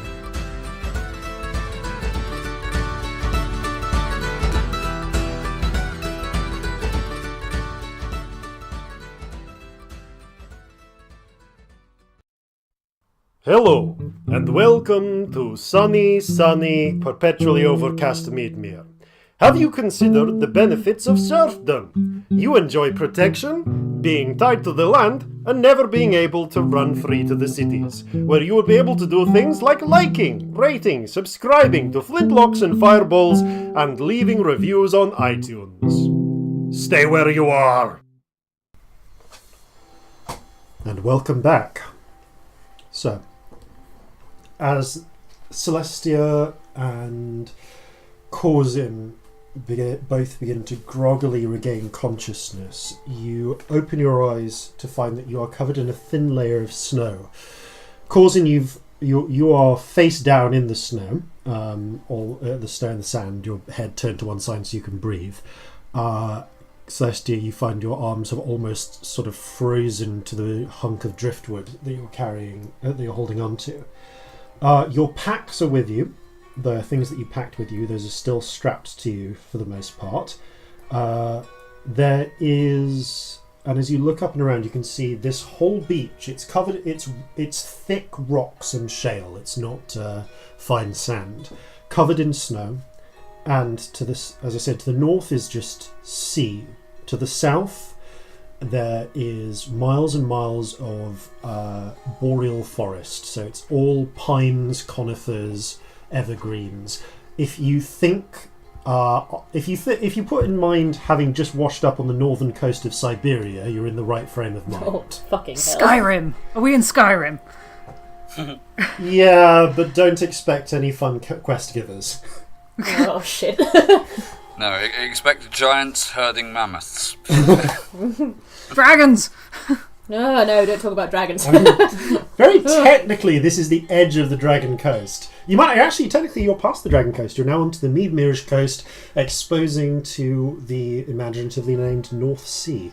Are we just off the Yorkshire coast? Well, it turns out that folk of Jova have as much imagination when naming their seas as we do. Aww. I was going to say, for a brief moment there, all of our non-English listeners were just going, what? There is... Actually, no, I imagine the Finns would get it. Yeah. Write in and tell us. Hey. Do they have a better name for it? You probably do have a better name for it than I us. hope so. Yeah. Tell us what that is. It doesn't quite connect up with Finland, though, does it? No, it's Does it just... stop It's the Does it start being something else then? Well, my geography is really bad. I'm just going to throw that out there. I'm No, not the person to ask. Baltic. Bosphorus is in the south. That's where Constantinople is. Well, Istanbul, actually. Not Constantinople. We're not getting into that. No, shut up. Right, we're fucking dying on the beach. So yes, waking up, you are going to stop singing songs. Yeah, you are cold. You are chilled to the bone. Everything hurts. In fact, because everything hurts, I asked you all for a Constitution check to wake up. See who woke up first. I will now ask you for a Constitution save against exposure. Do I still have my 5 temporary hit points? I think it's been enough time that it's not that a short rest has happened, but enough time has happened that you probably Fair enough. don't keep it. Okay. Saving throw then. That is a 25. Nice. 13.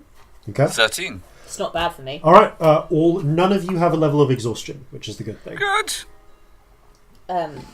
So, are we all awake now? You are now all. Yeah, you've all just about regained consciousness. Imagine I hack up some seawater after my near drowning experience. Yeah, there's still just a little bit left in there. You can see where there is frozen ice next to you that you appear to, and a little bit of seaweed that you appear to have choked up most of it while you are semi-conscious. But Oof. yeah. I'm going to spend a couple of minutes clicking my fingers and just chain casting prestidigitation and drying everybody off. And drying all the rest of it off.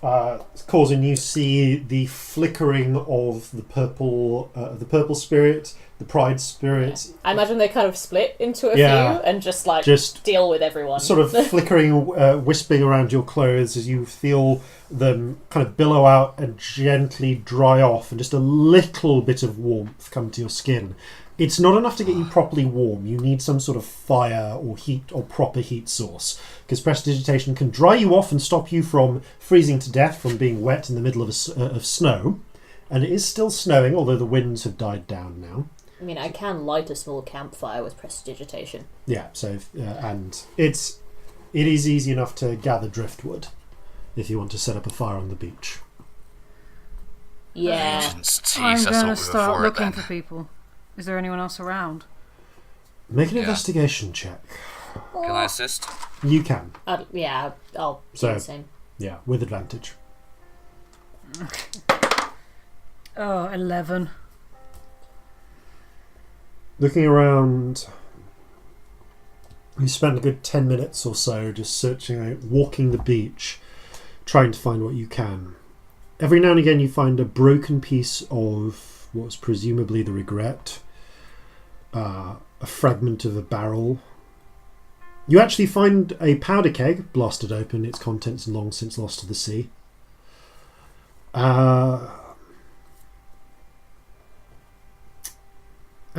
No people.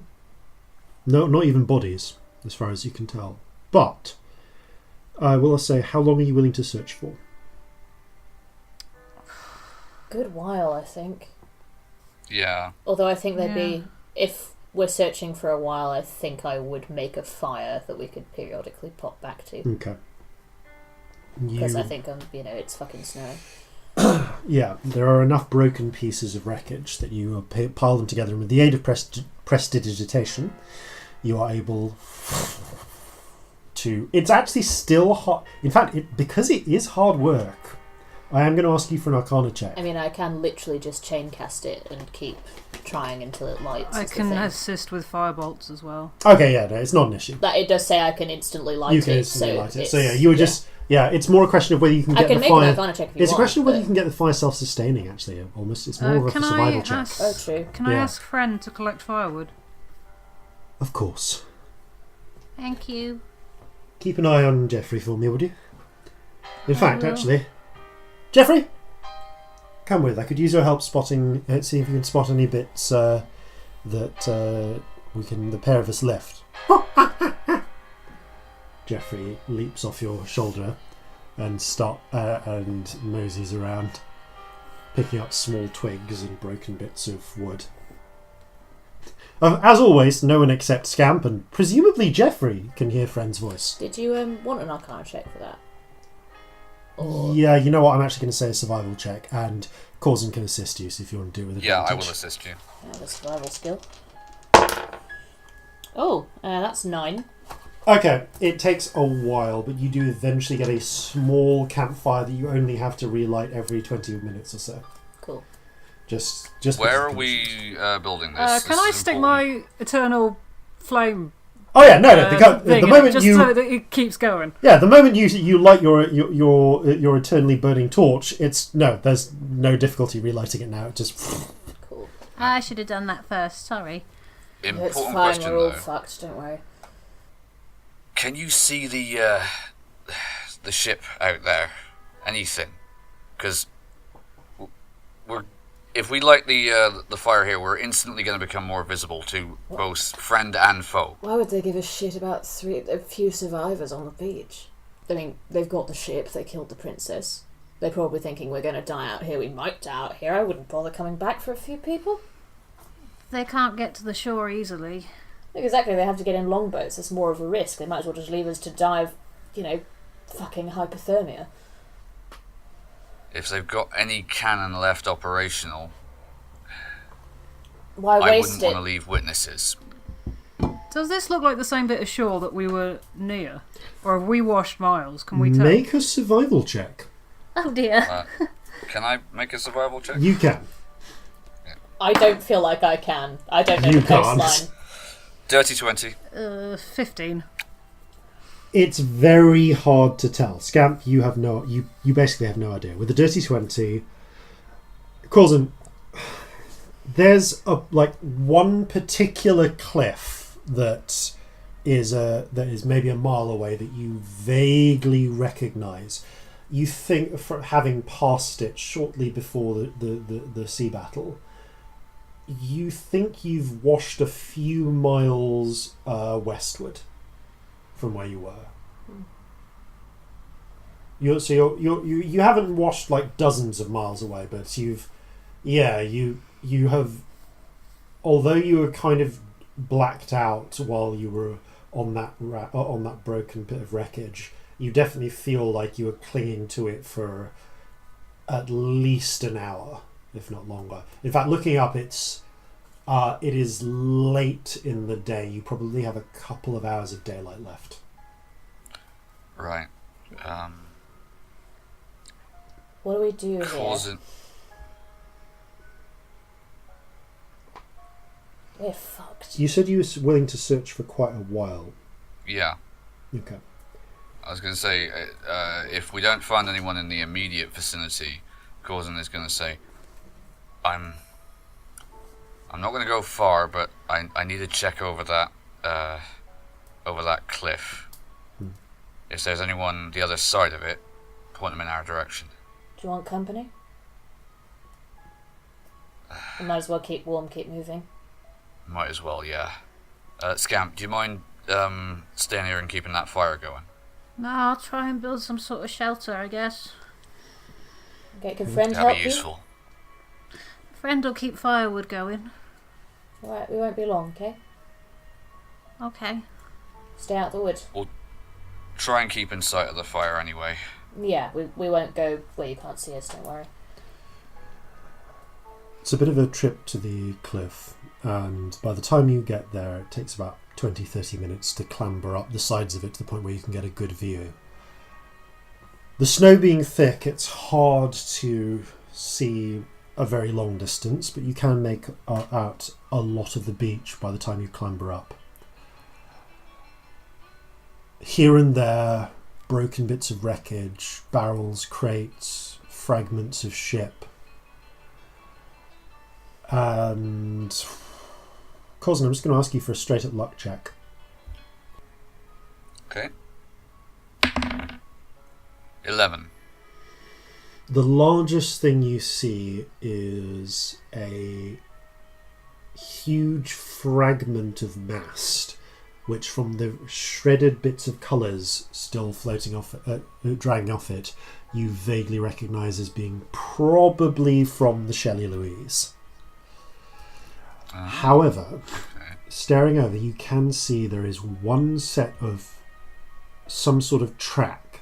You can't see footprints, but you can see a pair of lines in the sand, as if someone not on the sand. It's not sandy, but in the rocks, as if someone dragged something heavy up the beach and into the woods. I point this out and say, "You see that down there? Somebody must have made it out." Yeah, do you think it's one of ours or one of theirs?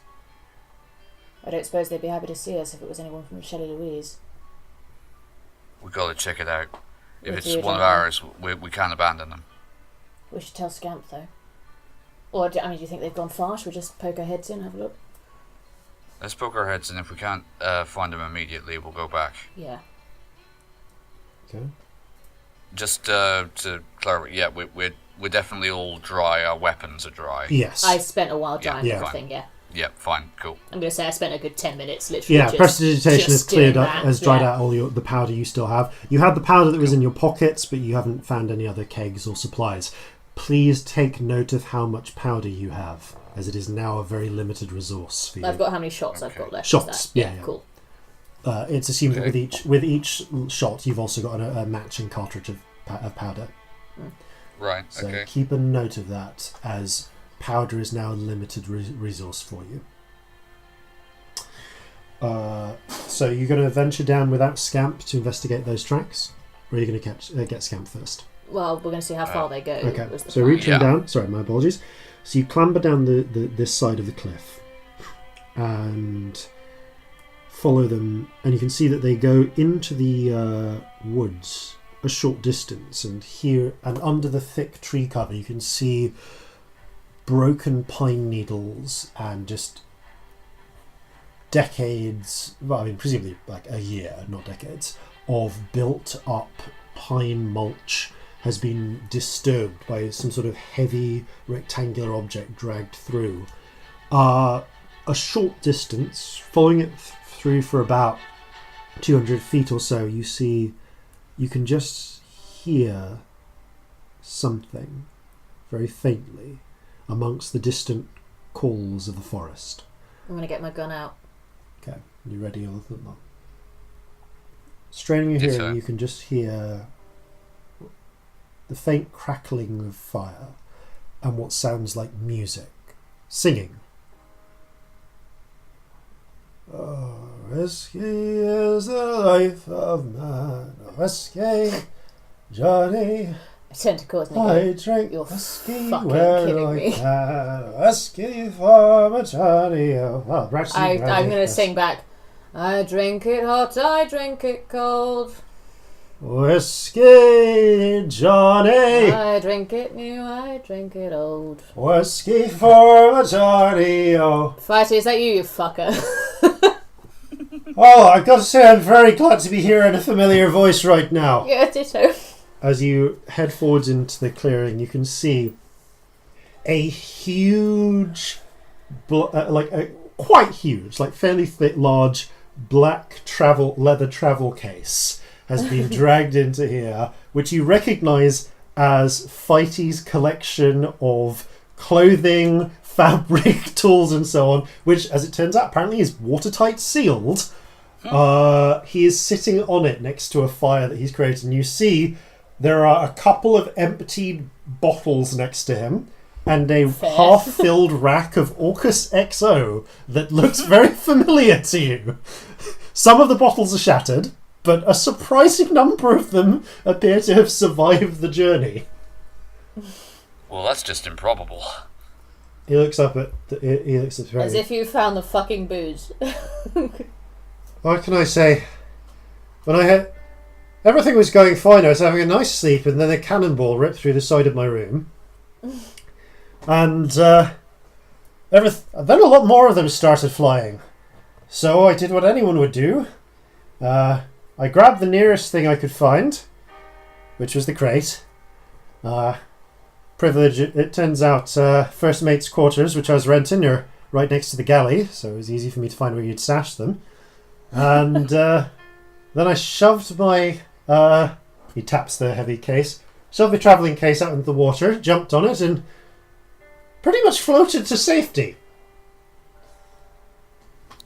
Seems like you fared much better than most. Did you see anyone else get out? No, there was... I saw the from the shore. By the time I got to just in the distance, saw the flashes of lights from the blasts, but the way the winds came, I didn't see anyone rushing up. What the fuck are we going to do? For one thing, have you got a fire somewhere? Yeah, do you want to come? Yes, we have. Yeah, if I might offer you a piece of advice, don't. We're in the Great Forest of Meadmere. I'm glad somebody knows where we are. Good. He says, looking at you very unusually seriously. Never travel here without a fire. Okay, why is that? Pixies. Pixies? How much does Corzin know about pixies? Roll a nature check. Do I know anything Roll about a nature pixies? check. Oh, that's good. Yes, Celestia. 12. 21.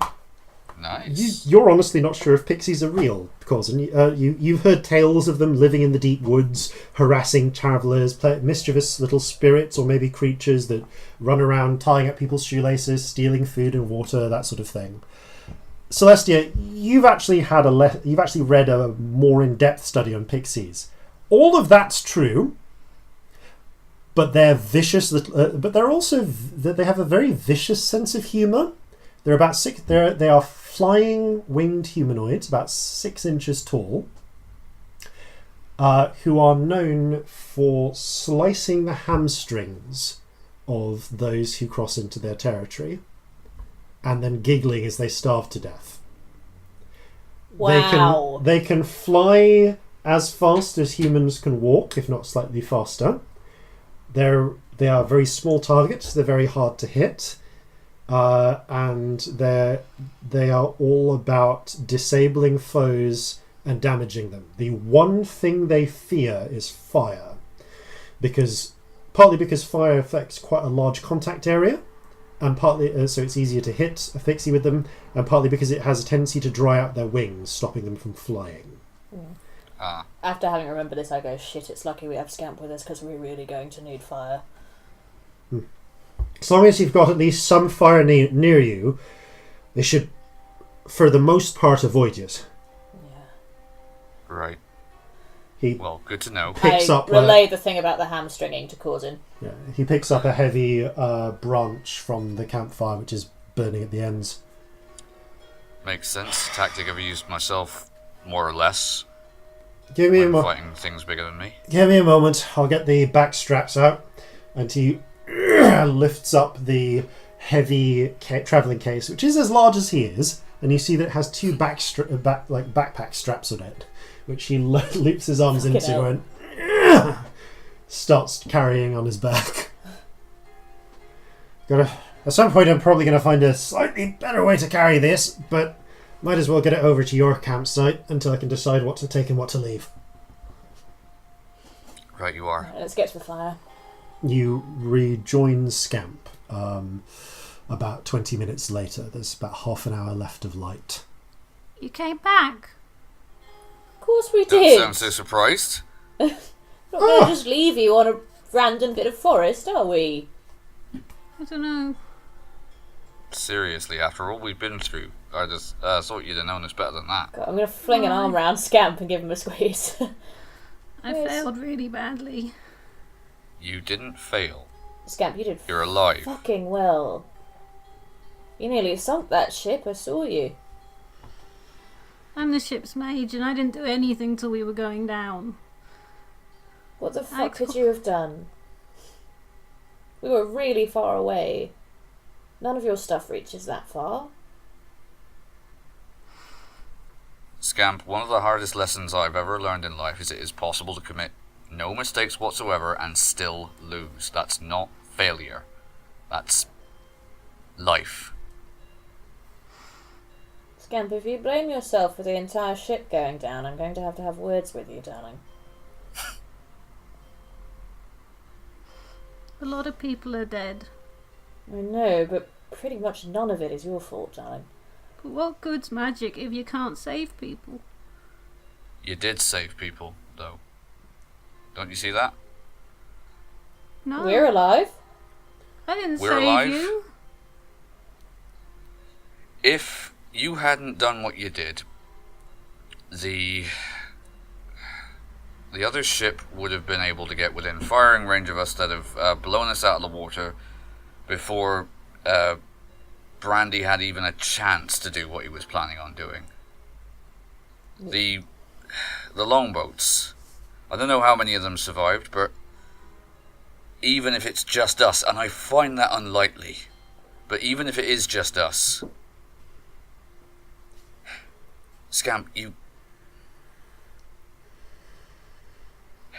can't blame yourself. It'll drive you mad.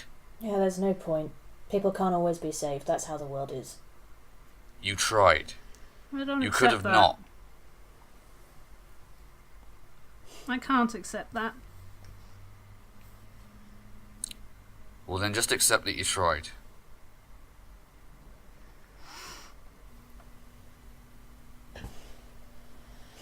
You're a good person, Scamp.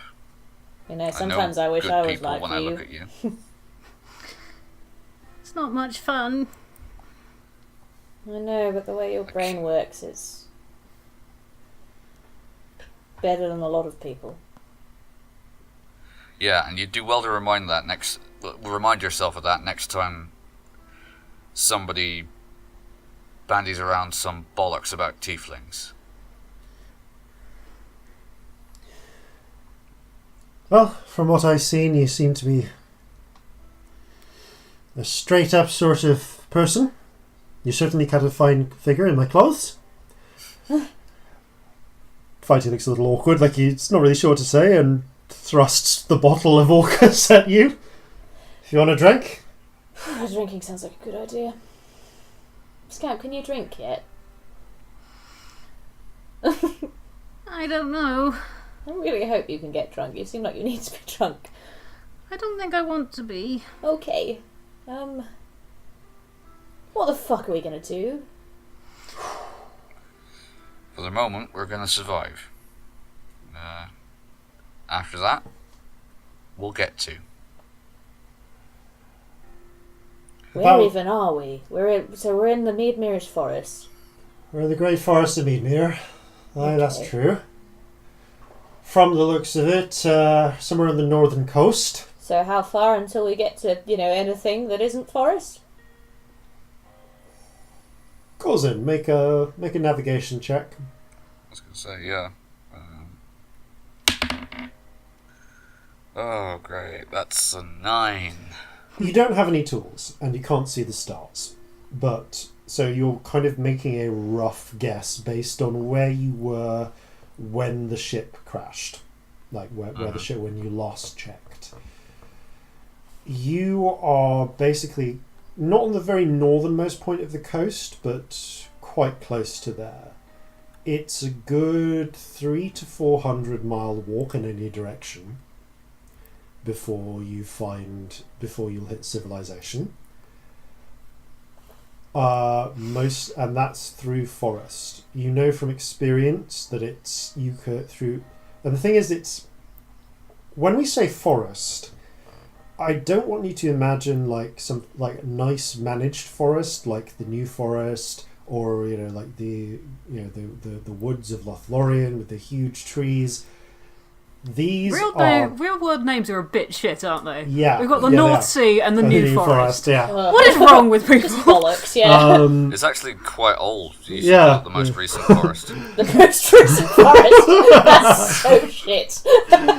The forest of Meadmere is most definitely not the most recent forest. Although the trees here are straight, arguably straight pines for the most part, they are densely packed together. They grow at odd angles. The ground is uneven. It is Grimm's fairy tale forest. Yeah, it is. And the thing is, when you looking under, like in that brief period when you went in to see fighting, they block out the light. When you get into beneath the forest, it's not like a lovely verdant green land like in Snow White's forest. There is just miles and miles of dead brown pine, pine needles, crunching underfoot. There is very little foliage down there because the pines consume all the light. It is dark. It's not so much a problem for Celestia and Scamp, but yeah, Corzin, you realise that it is really quite dark in the depths of the forest. Well, that's just grand. You would say that, because the thing is, normally you'd be able to make, if you were just walking, you'd be able to make maybe 32 miles a day on good road across flat terrain. You're looking at more like 10 through the forest. Do you relay all of this? Yes. Oh, shit. 300 miles of forest. Unless there's a way around. What the fuck are we gonna do? Oh. So, on the subject of a way around, Corzin actually does look slightly pointedly at Fighty and says, "Now, I don't mean to be insensitive, but I am aware that gnomes have their ways of travelling that are not necessarily conventional." 300 miles is a really, really long way. so that's true. The surface is really big. Celestia's freaking out a bit. Okay, so this is where things get a little thorny. How much do you know about what my cousin does? How much has she told you? There was a rip in the world, a thing came through it. She wouldn't answer fucking any questions, to be honest. She was useless. Not an awful lot, but I believe that I have... I mean, there was an evening that I spent with her a while back where I woke up 400 miles away from where I started. Now, that's not normal. Well, not for you, but I get your point. Okay. So here's the thing. We gnomes, we come in clans, and gnomish clans have secrets. And possibly the, for want of a better word, clerics of our clans, the people who do the talking to the spirits, they have ways of making sure that you keep those secrets that are bound to you at birth. A geisha, if you will. So there's some things I can't talk about unless you already know about them. Right. That's not a question of choice. That's magical. That's magically enforced. Can we guess? Can we guess things? You could try and take some guesses. What I would say is, it sounds like you know enough that I can lead you in the right direction. But I'm sorry, I kind of have to be a bit evasive about where I'm taking you until we get there. But is this actually going to be useful, or is this some batshit gnome thing? It's a batshit gnome thing. Depending on where the nearest one is, it'll get us out of here a lot sooner than a month's walking through the forest. Are you talking like Vera's just one of those rips? Because that was fucking terrifying. Something like that. A little bit more stable than that, probably. Right. It's a way. How many people can you take? Oh, if we can find one, I can take all of you. There's no limit. But it's... Good. It's a bit tricky when you're on the other side, but I know the ways to lead you through safely if we can get there. But because of the geash on me, I can't actually tell you what's in there until we get there. Is it going to be more or less dangerous than the pixie-filled 300 miles of forest? Oh, that's so big. If you're with me, less. Right. I'm sorry, but I have to ask. If you have this means of travelling, why on earth were you travelling by sea? Well, I mean, it's not necessary. I have that way, but it means that I'm more likely to run into other gnomes, and I actually quite enjoy spending time, with the out with you folk, here in your place, and it's.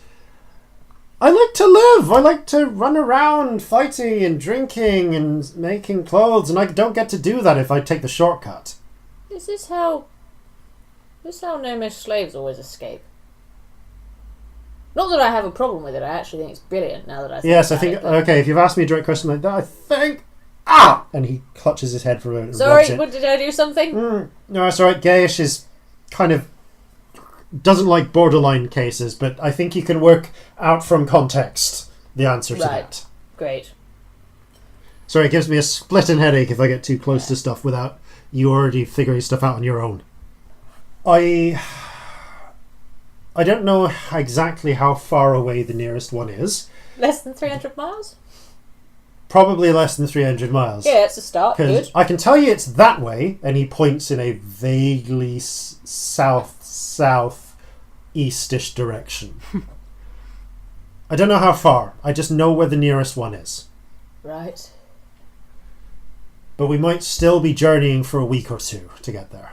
But it would take us the direction we were generally going anyway. That's true. Because, out of character for a sec, we wanted to go to Seoul, didn't Yes, we? which is definitely south of here. Okay. So, would it be able to take us in a general sort of Seoul direction? I mean, once we get into one of those, I can certainly try and navigate, as it were, towards there, yes. That's, I can... Once we get there, I can try and bring us somewhere that's very close by to Seoul, or in Seoul. It's a lot easier to get out of that place if you know how, than it is to get into it. Oh, this is a lot. Yeah, sorry, this is really not how I expected my day to go when I woke up this morning. No, me neither. I don't think any of us did. For the moment, though, I think what we've got to do is wait around, search for survivors, and see if there's anything we can salvage. Fucking hell, poor Brandy. I'm assuming Captain didn't make it then? Yeah, he went down with the ship, mate. It's not how I would have chosen to go, but I suppose it's raises the brandy, fitting. Takes a swig. And, Corzin takes his tricorn off and drinks some, pours out a little, drinks some more. I take another look from the bottle of Orcus Exos that's in the crate and just raise the whole thing and take a swig. Yeah. Wonder what happened to Vig. That's what I want to know. If he survived and he's still a ranking officer. Well, there's no ship for him to be ranking officer on, mate. True, I suppose. But all the same. I mean, if he thinks he's I'm alive, taking I wanna orders find from him, that's not going to happen in a snowy fucking mead forest full of pixies, I'm afraid. No ship, no captain.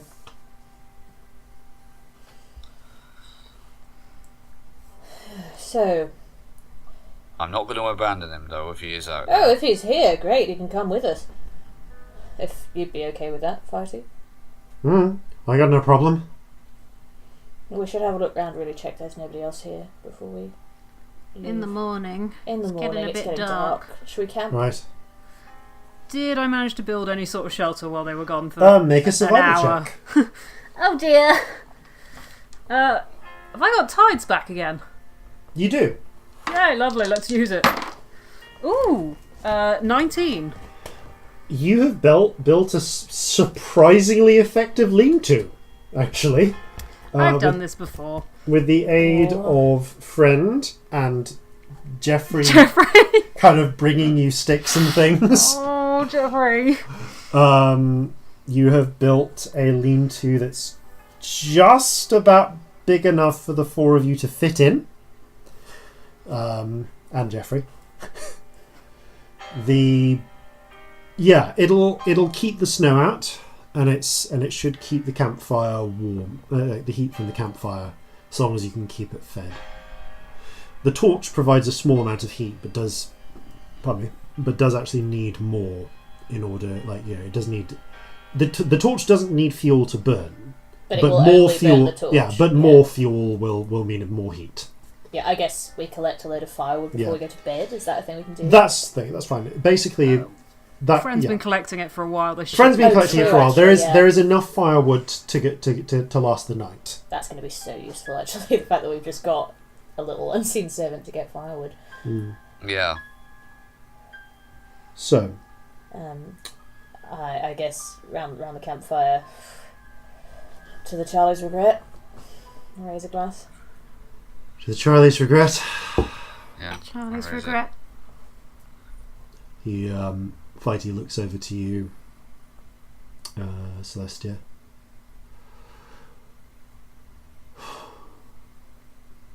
Feel like we should say something, or sing something.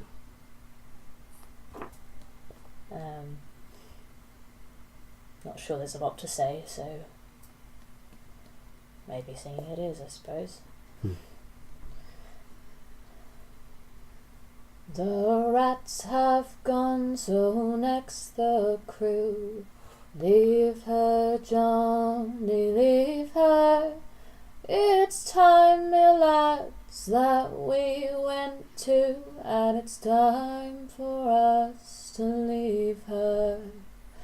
Leave her, Johnny, leave her. Oh, leave her, Johnny, leave her. For the voyage is long and the winds don't blow, and it's time for us to leave her.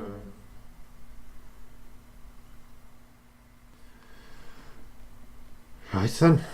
End of an era. What the fuck are we going to do now we don't have a ship? Where do we even go? Same thing we always do. Survive. Well, we've done that so far, I suppose. Yeah. Hang on to that strategy, it's a good one. It's going to make travelling a lot harder. That it is. Oh. Speaking of which, whilst I'm organising my what to bring with me or not, I did actually finish those commissions for you.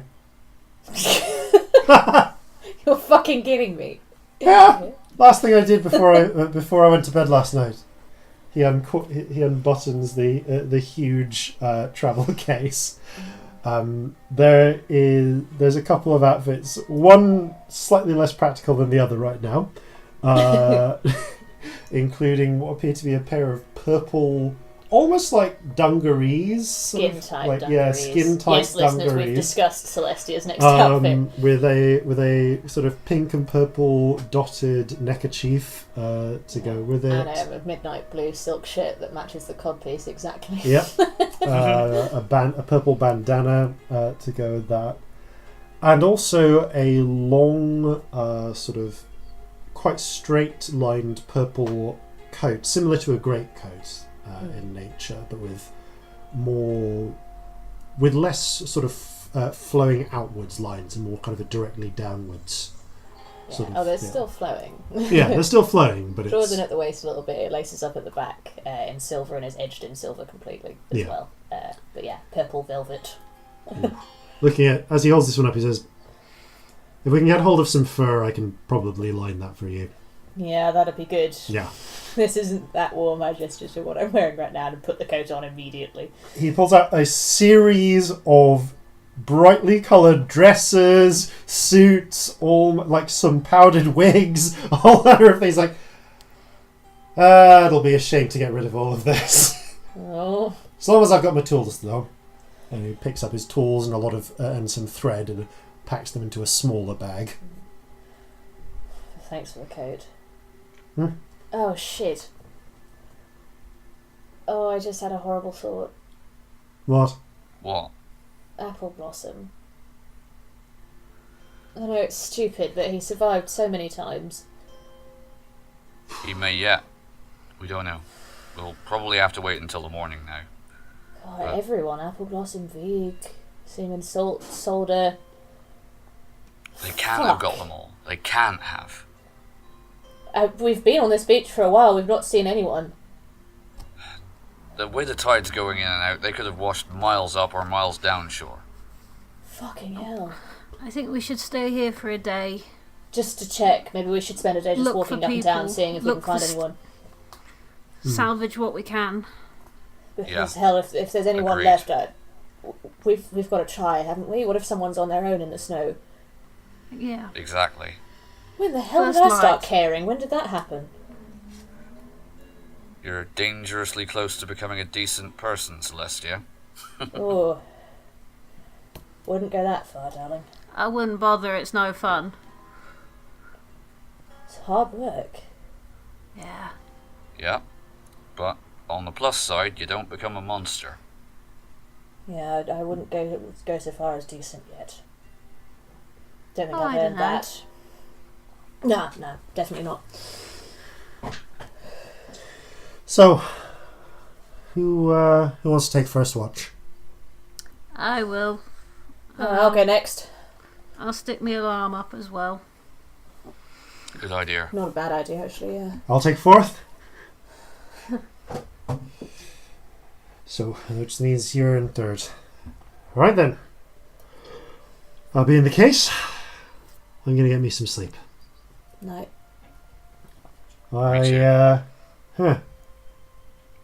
Oh, Corzin. Yeah? I've still got sending. Did you want to tell Molly? Or do you think it's better not to until we're in a better position? I just wanted to put the offer out there. He considers it very carefully for a few moments. The offer's there whenever you want it. I can do it twice a day, so it doesn't have to be now, but...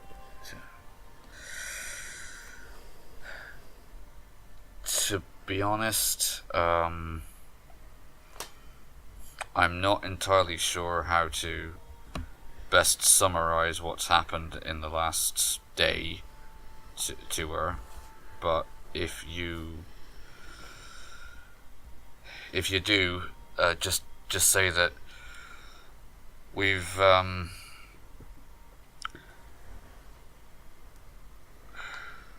and he sort of flounders for a few moments, and he says, "We've become parted from the ship and most of the crew, but we're all alive and safe." Okay. Or is she going to shit herself? Do you think we should leave it? They'll hear eventually. True. I'd Could rather she make heard an through insight us. check as to whether or not she would actually shit herself at that? You don't need to. You know Molly pretty well. And the answer is yes, but Molly's also a very practical woman.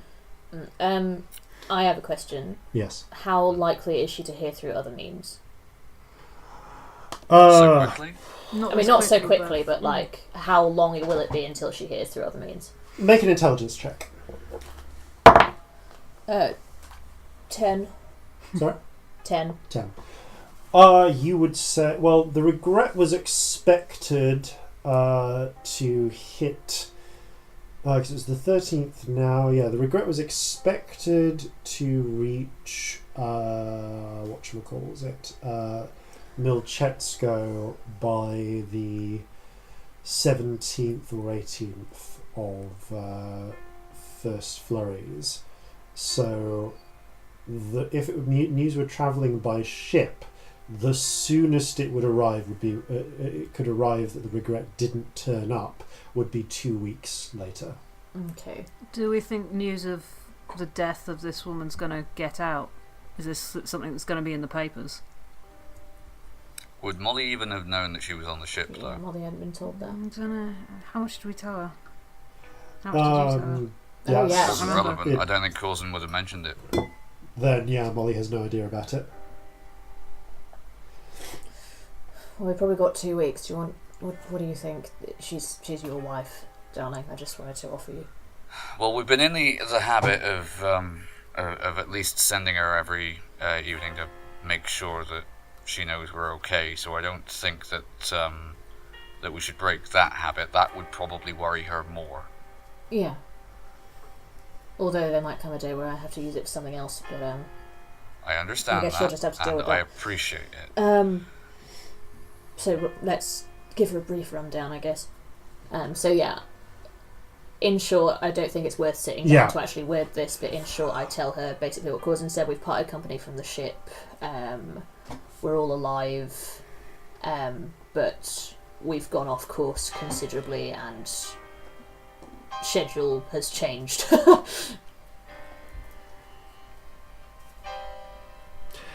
Yeah. You tell Corzin he's a stupid moron for signing up with a privateer ship, and I will wring him by his balls. I love you. That's 25 words. Oh. You get the feeling that the last 3 words were probably meant for Corzin. Well, not necessarily. I said to Cousin, you're in great trouble, mate. She says... Business as usual. She says you were stupid to sign up with a privateer ship. She's going to ring you by your balls, and also she loves you. If you want to say anything back, I've got one more spell. I'll save that for if we really, really need it. But Okay, next darling. time, yeah, I really... I'm not good at this, but I really should tell that woman I love her far more than I do. If you want to write something down, I can tell her right now. has a point, actually. And Corzin sort of pats down his sides and then looks through his pack, which I assume is it's dry now, but it has been waterlogged. Yeah. He takes out 2 rather crumpled envelopes, opens up the one of them to see that the ink on the page inside is completely sort of washed away, and he goes, Something important? something I hope I never have to use, but doesn't matter. It's just it's not anything I can't replace. I mean, that's good because it's fucked. Yeah, quite right. But, thankfully, today was not the day I needed to use that. Nor will tomorrow be, and nor the day after that. Well, no, because we're going to be in a weird pixie forest, so don't see why they'd want a soggy letter. But So, as you settle down to rest, Scamp, you have the first watch. Give me a perception check, please. Oh dear. I don't trust any of my dice. 12. It was nearly a 2. Every now and again, you just as the snow falls down, you just hear occasionally the wind. And as it does so, once or twice, you swear you can just hear on the edge of the wind. that's horrible. Did anyone tell Scamp about the pixies? Yes, I would. Okay. I'm gonna honestly, I actually meant to say I tell you about the pixies, but Ellie forgot. But Celestia definitely would have told you about the pixies. I don't know if that's better or worse. Well, I would have told you because you need to keep fire up. So I I would be really we'll freeze to stupid death not without to. it anyway. Yeah. Nothing else happens. Who's second watch? Celestia? Make a perception check. Oh, God. The perception checks I fucking rolled today. It's a 4. Oh. Jesus. We are a low wisdom group as well, except for Corzin. You get up and kind of position yourself by the fire, which with the torch in the middle is continuing to burn merrily. The night continues, and you just hear once or twice. You swear for a moment you catch a glimpse of something like a moth seem to fly just out on the edge of your vision. I swing at it with the torch. Do you actually take the torch out? Yeah, okay, you take the torch out of the campfire. The campfire's going to stay lit at this point. Yeah, give me an attack roll. With what? Sorry. Dexterity plus proficiency, we'll say. Okay, so that is 17. Alright. That's pretty good. You do hear roll me a d4, please. Oh, shit. 4.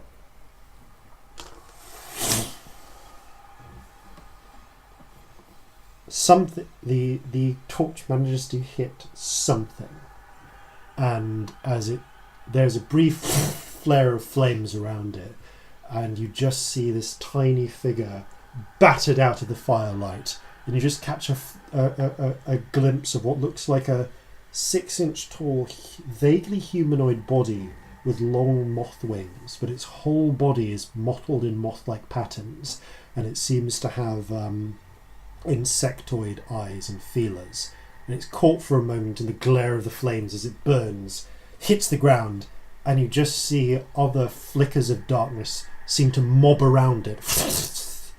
And when you look again, it's gone. There's just a little trail in the stones where something has been dragged away. And now you can hear around you. I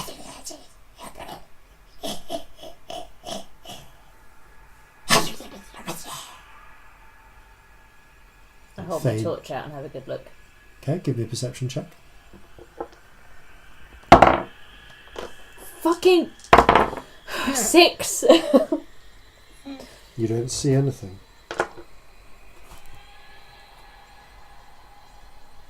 The rest of your watch proceeds uneventfully.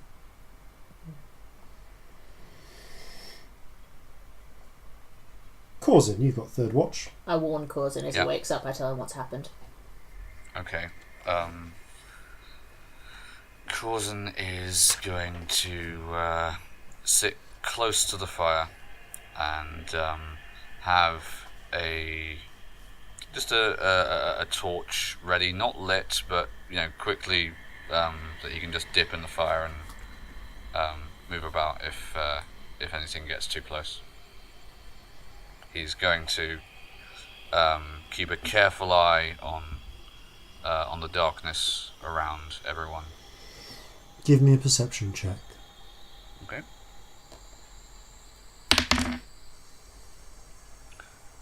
It's not our night. 9.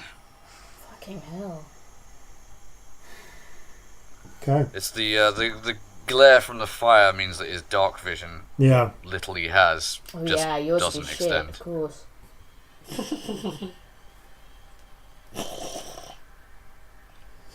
He is going to say if he hears that, yeah, you just keep on laughing.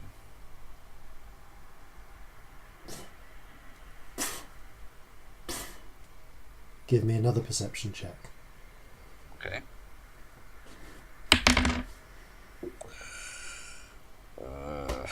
11. You hear the sounds of something moving through the through the pine woods. It's kind of hard to see exactly. It's dark beyond the reach of the campfire. The light kind of gives you night blindness. You swear you can just see the edges of trees moving. And as you look down at the hunched together slumbering forms, you can see that it looks like some sort of tar-like substance has been smeared just onto the back of Celestia's shirt. Just lightly, in a way but lightly enough that she didn't notice. The shirt that she's wearing? The shirt that she's wearing. Okay. I'm going to... It'd be the coat, actually, wouldn't it? Sorry, it'd be the coat. Yeah, you've got the coat on. It's fucking cold. Yeah, the coat that you're wearing. I am going to carefully approach that, because if I didn't notice that before, then I'm going to have a good look at it now. Okay. Give me a survival check. Again, you can just hear the system. Yeah, does that sound like footfalls? Sounds like footfalls, heavy footfalls, yeah. Alright. Corzin's going to pick up the torch. The survival check is... 13. Putting on... Do you have gloves? I think you have. Do I have gloves? Yeah. Don't know if it's ever come up. No, okay. Corzin doesn't. Taking a bit of cloth then over your hands, you smear a little bit of the tar-like substance. Press it between your fingers and sniff it. It smells musky. In fact, it appears to be musk. Like the strong musky scent of sweat glands from some sort of creature. Oh God. That have been condensed down into this tarry substance. No, that's hideous. You hear from the woods. I'm going to say, Celestia and Scamp, roll a perception check, and if you get a 10 or higher, you wake up. 11. Oh, I wake up. Yay. Okay, both of you are awakened by this sound. coming from the hell was that? What woods. the dick is that noise? I make no guarantees as to authenticity, because that does not sound like what it would actually sound like. That's the nearest you're getting. Okay, everyone can now make a perception check, peering into the direct forest. Okay. 13? 10. Scamp, what was that? 13. Celestia, you just make out as the clouds above are parting. Oh yeah, because I've got better dark vision. Yeah, and there's just a little bit of moonlight that's going through, and you've got the best dark vision. You can just see bounding towards you through the woods is a huge creature, twice the size of a shire horse. Oh no. Broadly quadrupedal in form, not dissimilar to a horse, but with different arrangements of muscles and a pair of enormous antlers. Did my alarm never go off? It's not close enough. No, This I mean thing is with the things touching With the Celestia. pixies. That's a good point, actually. Is it a physical breaking of, or is it a passing through the area of? That is a good point, actually. I did not bear that in mind. They would. It's a question of whether what the method they used would have set it off. Because if they can drop it over the top, then that would still... Enters the warded area. Whenever a tiny or larger. larger creature touches or enters the warded area. Yeah. Fun fact: missiles such as a launched goblet Spitball. from Yeah. a Right, so they never spitball actually came in. don't trigger the alarm spell, which is an Okay. important distinction. But yeah, no, and because you can only ward within a 20-foot cube. Yeah. So yeah, I didn't know if they were throwing or if they came through invisible. No, I gave them a sort of range sleight of hand check to see whether they could plant that. Have Celestia or I noticed the stuff on her coat? Yeah, have I noticed? With the 14 and 13, yeah, I'm going to say that, especially with seeing what Corzin has in like that bit of cloth in his hand, you look down, and you realise the little ball of tar smeared across the back of your coat. It's actually smeared by the fact that you've lied down and slept on it since. Yeah. But yeah, you can now look up and you see this enormous elk, probably about 60 feet away, charging towards you. Do I have we time make to the do connection something? at all? Yeah, actually, can I make the connection? That's a good point. Make either an intelligence check or a nature check if you have a bonus to that. Because I have, but like... Yeah. No, if you have, I very much then you've have. made it. Okay, Yeah. cool. Okay. Press yeah. the But, digitation, like, give the it thing hat! is, I'm going to, but the thing is, have I noticed this terror I have now? I'm going to say roll Okay. initiative, please. Yeah. Okay, cool. Because by the time this has come in... no. Have we had a long rest? You've had a short rest, but it's not a full long rest for you. Okay, initiative, please. 6. Okay, I got 13. Okay. Corzin? That's a 9. Okay, 9 for Corzin. And the giant elk gets a... Okay, it gets that. The giant elk goes first. Oh, shit. As it charges into the camp. Not so much enraged as desperately horny. And attempting to challenge what it smells to be its main competitor. Oh, bollocks. Celestia, a giant elk charges through the Fucking woods hell. A towards horny you. elk. A giant horny elk charges towards you and is going to make a ram attack against you. Oh, God, I'm going to die.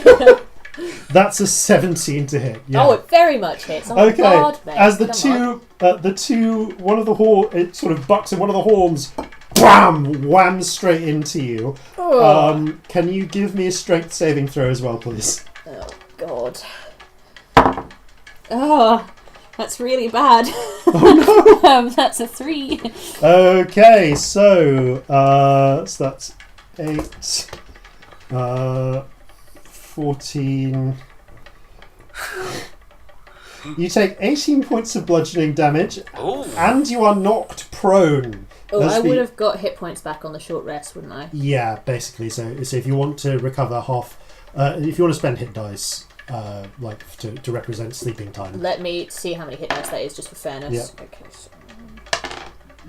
Yeah, okay. So it would have been 2 to go back up to 4, so I'm just going to mark down that I've spent 2 hit dice. Cool. So you take 18 damage. Yeah, sorry, I forgot to do that on the short rest, my bad. That's all right. Well, it was technically a long rest. It was going to be a long rest. Cool. You just got interrupted in the middle of the I'm night. still up. So okay, you're still up, but you are knocked prone. Doesn't need to. Hooves attack is separate to ram attack. Okay, that's the elk's go. It is attempting to display its dominance over you. Celestia, Holy you go tonal next. shift, Batman. I would like to fling my coat off and throw it far away and cast prestidigitation on it as it's in the air to get it clean. Okay, I'm going to say... Make an animal handling check. Animal handling? Is the best way I can think of Fucking this. hell! Oh god, I've got 0 for animal handling. Wish me luck, guys. Oh, fuck shit. That's a 5. Okay. Alright. You try to display submissiveness to the elk as you throw away your coat, in the hopes that it will be distracted. The gesture's a little too grand, I And it seems that your sweeping arm motions have indicated to it that you are willing, perhaps that you are willing to accept its challenge for mating rights with the female elk. Which female elk?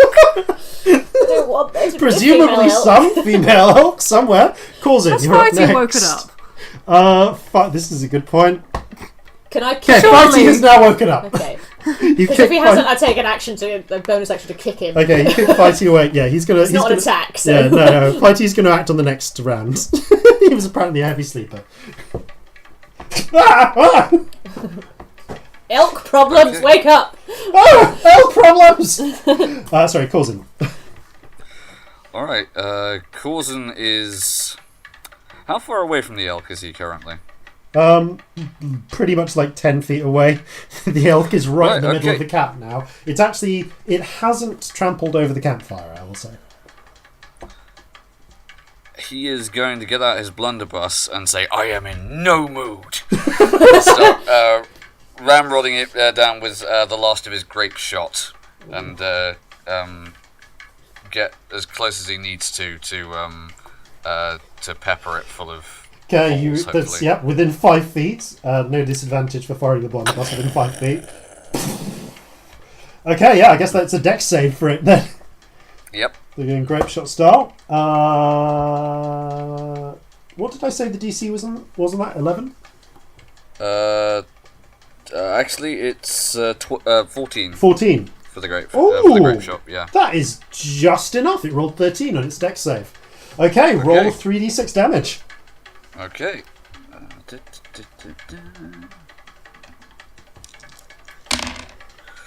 That's 6, and is 11. 11 points of damage. Bam! You pepper the side of the elk with a blast of scatter shot. It's the elk. Can I make an intimidation check? Sorry? Can I make an intimidation check? Not really. I'd say that was that would be its own action. Okay, Scamp, roll a d100. Oh no. 81. Okay, you can take 2 actions on this round. That's amazing. Nice. I don't think we've had that one before. Can they both be spells? Yes, it says you can take 1 additional action immediately. But there is a rule about spells in a round. I mean, if it's which I have broken action, in the past. But even if the spell's a bonus action, you can't do 2 spells in the same round. But if it's fuck it, house ruling. I'm going to say you can for that one. Okay. For that one occasion, you can. Okay. Because wild magic rules. How big is this elk? It is huge. It is twice the size of a shire horse. Jesus. It's it's basically it's larger than a moose. So... But not quite as Feet, big as though, an Rob's elephant, asked. say. Sorry? Feet, though, Rob's asked. Fuck, how tall is a horse? Approximate. Let's say between about 18 feet tall Fuck. and about that long. Fucking hell, no wonder I lost so many hit points when it rammed me. Yeah. I wouldn't come up to its knee. No, you don't! Oh. I would have probably shot it in its underbelly, if anything. Damn it. Okay, I'll try Phantasmal Force, but what am I going to make? I was hoping to do another elk, but it's not big enough. Oh, shit. Could be another giant elk. Loads of pixies. 5 foot cube. It's Oh, 10 okay. foot cube. 10 foot cube. Can I do... fuck it, let's have a really, really aggressive, 10 foot cube elk. Really Okay. broad, but not as broad as it is tall. The small but really aggressive elk. Okay. And it- Imagining if it's a 10-foot cube, it's It like a creates, Minecraft it elk. replicates other stimuli. So I want the smell of this elk to be really intense. Oh, okay. Give me an Arcana check then Oh dear. for replicating that intensity. Fine, let's Tides of Chaos since I have it back. Okay, yeah. Haven't even switched around the counter. 16. Okay. As this the It needs rest to of do an you intelligence turn... save as well. Oh, intelligence save. On the Okay. off chance that... No. I mean, if you- No, it's an animal. The I think it probably needs a natural 20 or something, doesn't it, Yeah, really? the giant elk seems to turn, and the rest of you see it looking at apparently a patch of midair just about where Celestia's cloak was, possibly. I mean, where do you want to place it? Actually, So it's not going to trample the fire or us if it okay. can. So off to one side, it seems to turn its head to this giant patch of air. But obviously, Scamp, you can see the illusory outline of a smaller but very aggressive elk. Really cuboid. It fills the cube. I do not know what noise elks make. I like the noise you're making, if that helps. They bellow. I know they bellow. Sort of like I would a imagine it. sort of sound. That was... That sounds pretty Please make that sound I have no more, idea what it sounds like. because I've that just was heard it great. referred to. Okay, Yeah. your giant elk goes. I really didn't need this Oh, making today. the DM make animal noises. My favourite DM thing. picked this and then realised he doesn't know what an elk sounds like. Have you made your bed, Most darling? American stowaways. Yeah. So the I don't really have another action I can do other than that I want to do. okay, Fighty gets up, and I guess I'll recast Mage Armor because that's probably gone. Oh yeah, of course you have a second. You have a second action. Yeah. Okay. So Fighty And gets backing up, away. tries to swing at the moose, but just as the moose turns away, misses. Yeah. Fucking hell. Of course. Let me just Go on. check Fighty's damage. Okay, Corzin, you take a grand total of 5 points of bludgeoning damage as Fighty accidentally cold clocks you with the brass knuckles. Oh, sorry, I thought you were an elk. It's an easy mistake to make. I think Corzin's an elk on a regular basis. Yeah, because of course I'm 20 bloody foot tall. Don't forget the antlers. The second one hits for 5 You're a points of tenth of damage. its height. Yeah, he's literally a tenth of this thing's height. That's so good.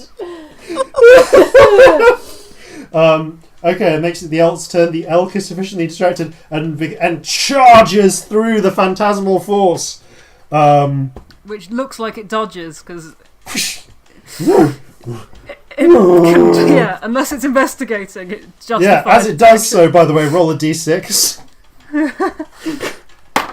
5. Okay, the elk seems to react as if it's been gored by its illusory foe. Wow. Okay, that's not quite enough damage for the elk to flee yet. Celestia. Hang on, let me check something. I just need to. I really want to draw Okay. a cuboid elk. Yeah. I'm going to do something very silly. So I'm going to go look at the elk and go, your antlers look really fucking good on my wall, and I'm going to do a second level dissonant whispers. Shit. It saves, so it takes half damage and doesn't run. Okay. So that is 4d6. I always get the number of d6s mixed up on that spell. Elk explosion. Okay, that's pretty good actually. So 8, 11, 14, half to 7. Okay.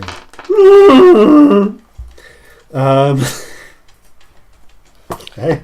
Corzin. I'm getting cave horror flashbacks. The cave horror. Oh god, that fucking magic arrow, Jesus. That's literally the noise you So, make. ways, if you haven't listened to the magic arrow yet, like seriously, it's an what are you doing with experience. your life? It's a spiritual out-of-body experience. That thing. Yeah. Okay. I'm just thinking actually the scale of Corzin to this thing here is like. I'm sorry, this is probably a UK-centric thing, but it's like a child of 5 compared to the lions in Trafalgar Square. But it literally is. Yeah. Though. Wow. I think it's bigger than that. Yeah. Might be actually. Depends how big your child of 5 is, but you get the point. Corzin. Okay, Corzin is going to have to go into melee with this thing, because he is not aware of how many, or how much ammunition he has left. Yeah. So he's going to break out the scimitars and move in and try and take out this thing's front legs. Okay. Go for it. So, rolling to hit. That's a natural 1, but lucky. Lucky. Okay, that is a... that's a dirty 20. Okay, yeah, roll damage. Okay. That's 8 points of slashing damage. Roll for my second attack. Quick question. You've run out... The elk is currently off fighting the cube elk. So you've run out to meet the elk, right? Yes. Cool. So how much damage was that for the first attack? The first attack was 8 slashing damage. Okay. And the second is a 25 to hit. That so hits. That hits. For another... Let's use the ice cream dice for this one. Another 10 slashing damage. Okay. As you run up, you slice the elk. One slice either side, and you hamstring the backs of its front legs.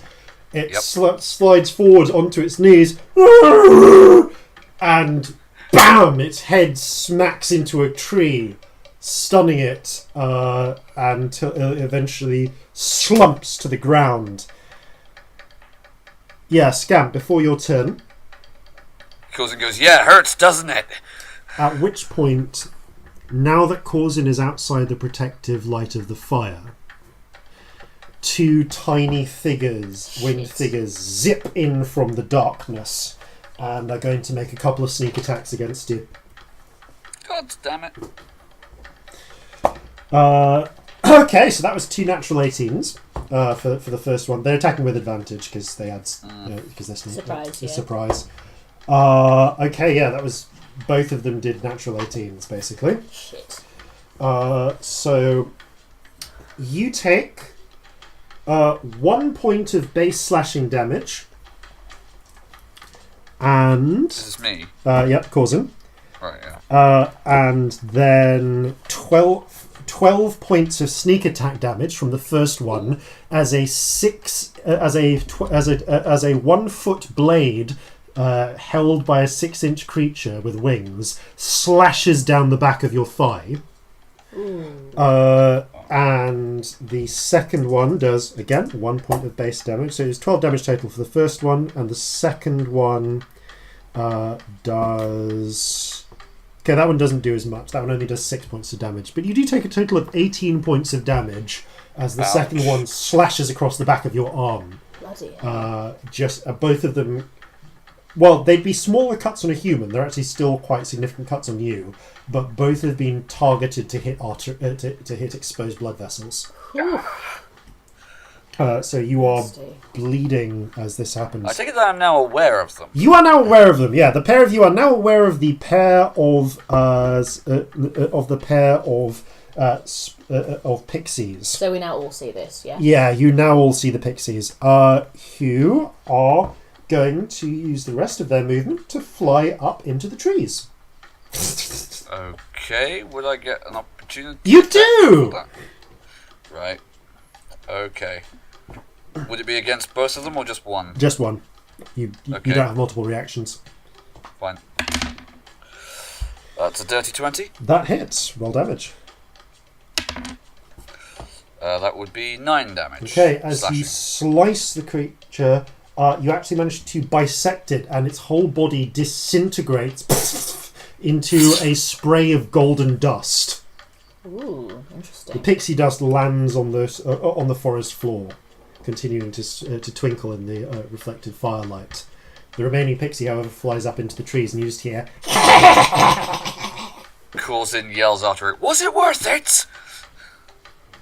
All around you start to hear... from dozens of little giggling voices. I could do this all night. Scamp, do you want to do anything? Or Well, actually, in fairness, Corzin, you have enough movement if you want to move back into the fire. Because it didn't take that much to get out. I think I will do. I mean, the elk isn't an immediate threat to me. The elk is bleeding to death. Yeah, now. the elk's down. Right. Yeah. Okay, no, I'm going to move back into the fire. Okay, I'm going to say the remaining sprites... Okay, no, there's time for Scamp to take an action. You can only see one sprite. Okay, I will chuck a firebolt at it. Okay, make an attack roll. Oh, I don't trust any dice. Natural 20.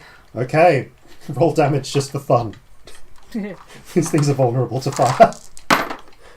That is 30 damage. Ooh. Bloody hell. Just a gout of pixie dust flares, burns into the air, and then immediately immolates. It does 2d10 now.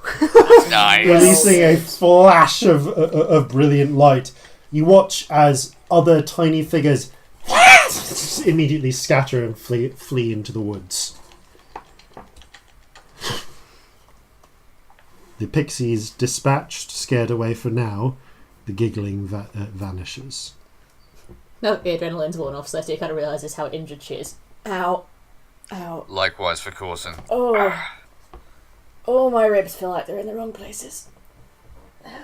Cure wounds to you. Healing Cure word wounds to you. Oh, alright, yeah, fine. Yeah. Swap here. Yeah, I'll switch you on, darling. And elbow my xylophone, which is just sort of on the floor next to me. Is...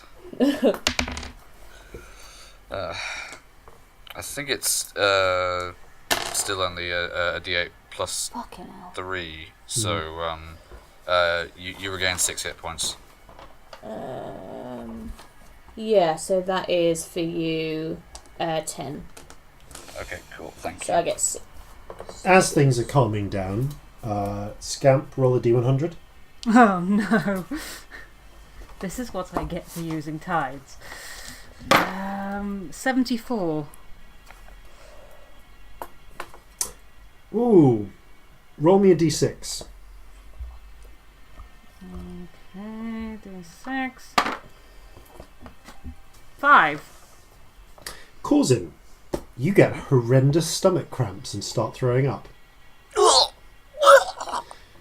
For the next 3 hours. Did the fucking pixies poison you? Oh, I don't know. I felt something weird. Okay, question. I'm sorry!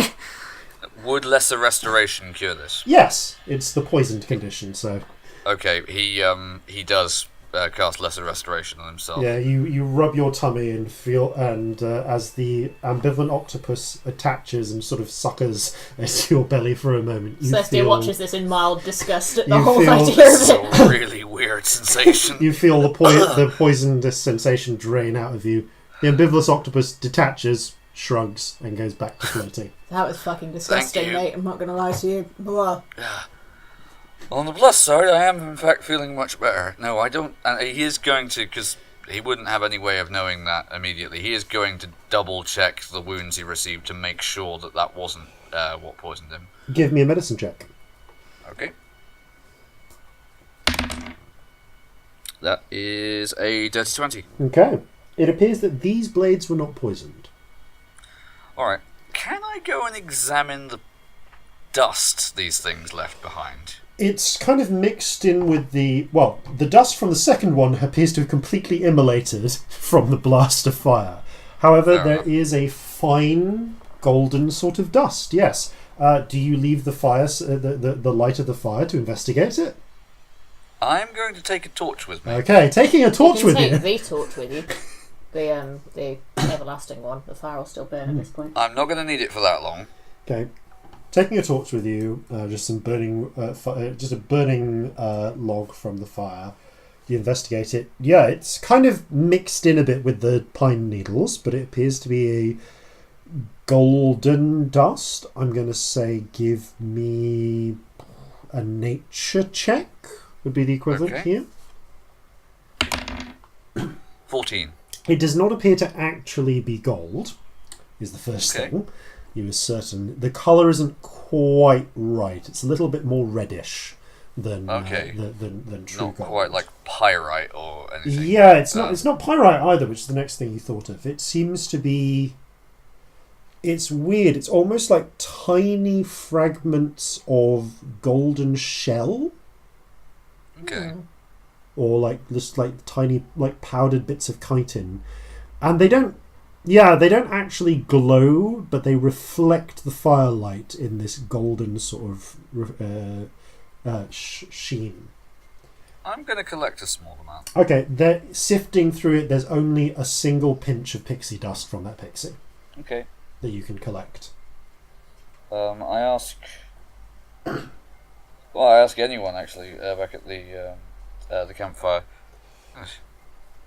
Anyone know if this does anything? Do I? Make an Arcana check.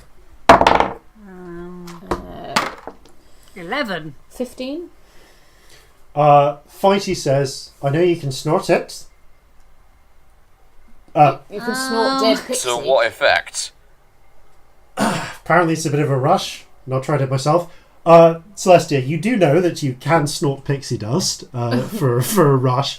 You're also aware that a skilled alchemist could prepare it in a certain way. Could correctly prepare it to create a potion that would of concealment, something that would allow you to blend into your surroundings the way that the pixies are able to, which is the reason why you were not able to see the pixies up until they revealed themselves. You attempting to just take the pixie dust neat, however, you're not sure. Sometimes that works, apparently. Sometimes it has unpredictable results. But you can always try snorting a pinch of pixie dust in a pinch to see what happens. But you're reasonably sure that it can be properly prepared by someone who knows how to create functionally a short-lived potion of invisibility. Okay. So I say this, well, I mean, you can snort it to get high, but also if we take it to somebody who knows what they're doing, we might be able to get a sort of stealth potion out of it. Be invisible like for a that bit. Jimothy chappy. Yeah, I mean, if we snort it, it might make us invisible, but I'm not sure. So maybe best save it for now. I'm going to save this for now. And he rummages through his pack to try and find a suitable thing to contain it in. Okay. Probably the container that used to contain the chul venom. Yes. Okay. You now have 1 pinch of pixie dust. Awesome. Fighty takes the last watch. The rest of the night passes without Sleep incident. well. Fucking hell. Oh, I retrieved my coat, by the way. Yeah. Obviously, I take a torch with me to go because I'm not stupid. But One prestidigitation, a second pass of prestidigitation later gets the last of the smell out. And yeah, by the time you awaken to the cold light of the 14th of First Flurries, you have a dead giant elk next to you, and Fighty has already begun industriously skinning it to line your coat with.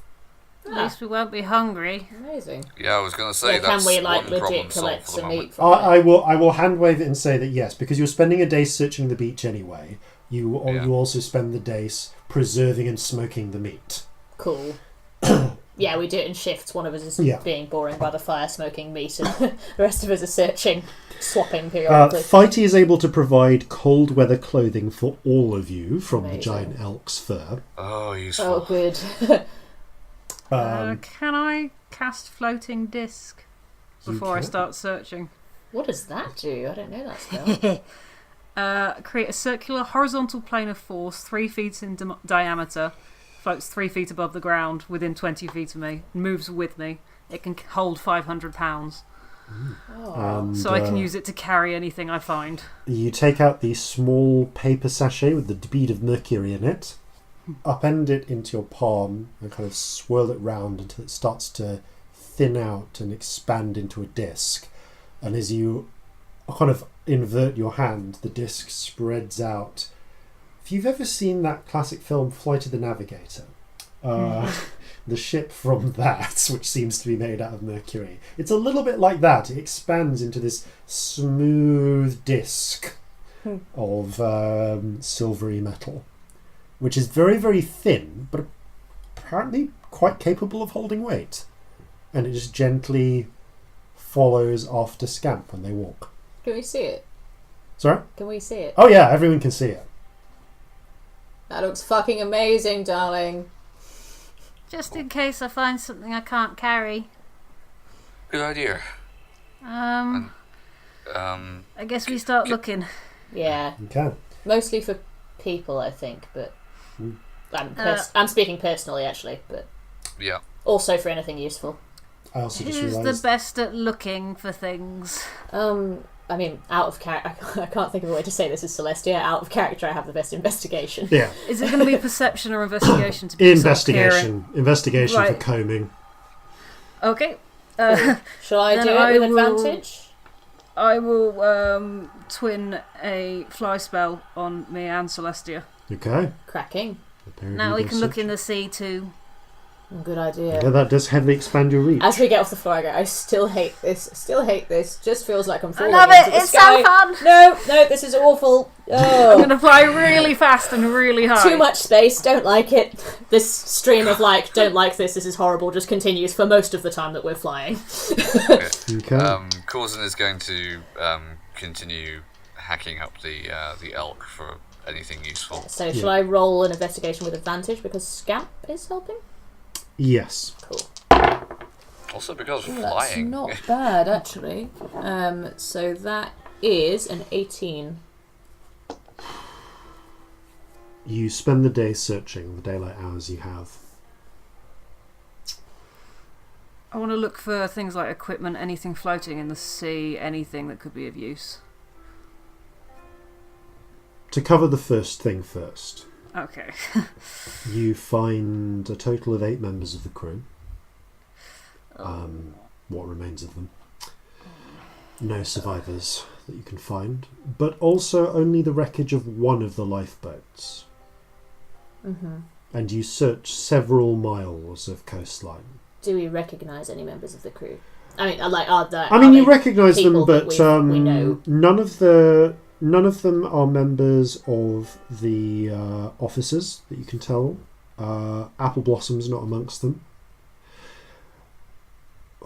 There is one person you recognise, unfortunately. Actually, no, there is. Now that I think about it,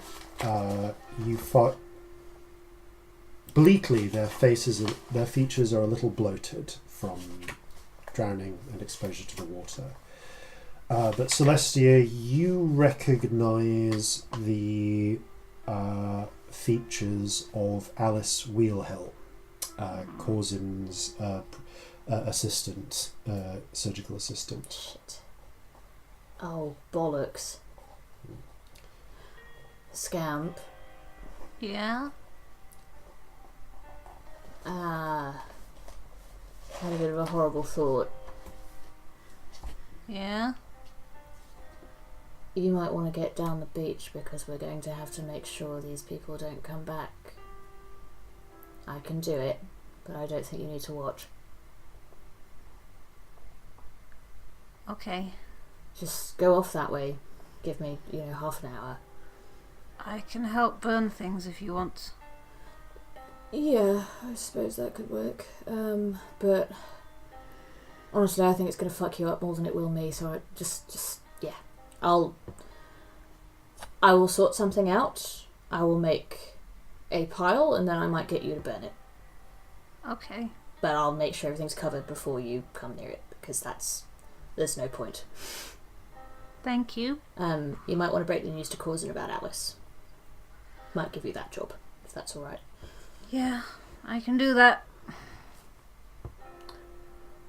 I chop some heads off. Half an hour of happens. grim work later, the bodies are decapitated, piled up, and burned. I try and cover them up so that when Scamp comes back to burn them, there's nothing really a little show. bit of loose cloth and stuff that you find in the wreckage. I cover faces and try and make it a little bit dignified, Yeah. Neither. I've got a lot of firebolts. I don't have to get too close. Yeah, you're able to start that going from a long distance, which is good because they're very waterlogged. But it's going to take a bit of doing. Yeah, but you do, and you get that pyre going. You do find a number of other things. You find a lot of both my fly spells just so that we they don't last long, so I'm going to say we use both of them. Yeah, use those for initial scouting and then walk to fight to catch up on what you find. And I'm going to keep recasting the disc every time it runs out. You don't find any survivors. You don't find any other bodies. You do find one keg of preserved salt pork. Yay! And there's even some tightly wrapped ship's biscuits in there. It's for the four of you and Jeffrey. That's easily. I've got Jeffrey's food still. That you was still on got my Jeffrey's bag. food. It's easily a week's food. Together with the giant elk, you'll be able to subsist with just a little bit of light foraging to try and get some greens into your diet, if you can, or roots or something. So you won't have to slow down as much just to survive. You also managed to find the holy grail of shipwreck materials, a small, intact, tarred and sealed keg of fresh water. Oh, yeah. Which should again give you maybe a week safely. What about the pork? How long's that? Just also a week? Salt pork, yeah. There's about a total of a week's worth. When together with the elk, you've got a couple of weeks, maybe 23, 24 days total. Cool. I'm going to say 10-day weeks. You find quite a large amount of rope, enough that you can basically take however much rope you want. There's a total of 500 feet of the stuff if you really want to get that much, but probably not that much. Yeah. I think I've still got rope, to be honest. I've got climber's kit, but broken barrels, bits of wreckage, disappointingly little plunder. And one amazingly intact frame, behind the glass of which is, by some ridiculous happenstance, perfectly preserved, not waterlogged, the letter of marque addressed to one Captain Marlon Brandy. Save that. I tend to Scamp. We should take this back to Corzin, Yeah. How the fuck is that not? I mean, it could be magic. It could I'll be check magic. later if you like. You check later. No, it's not. Just lucky. Just really lucky. I guess. You check it. It is a really well made frame. Yeah, I guess once we're done searching and all that, we take the letter back to Corzin. who's, I guess by now, already had the news about Alice and everybody broken to him. Yeah, I think by then, probably. I would have gone you back did that, while didn't you you? were doing that. Yeah. Okay, Corzin is going to, when he hears about Alice, go, Regent, damn it.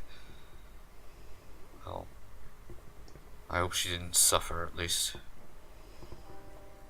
I don't think she did. Yeah. Am I lying? I genuinely don't know. It's an interesting From what question. you described, it sounds like she drowned. It's an interesting question. Or froze to death, either way. Yeah, the truth spell doesn't. While the idea of forcing you to say a different thing would appeal to Olga's sense of humour, it's waiting for a better opportunity. So this is a lie. It's an uncertainty, at least. Oh, it's Yeah. really persuasive, though. It's a 25 worth of deception. I You don't definitely- add to this. You just be definitely feel like you're reassuring Corzin. Yeah. Corzin is incapable of rolling high enough. Um, I mean, I'll roll in case a natural 20, but realistically. Nope. Yeah. Yes. Thank you, Scamp. I know that couldn't have been easy for you. I hope you don't mind I took the liberty of dealing with all the bodies so nobody comes back. Thank you.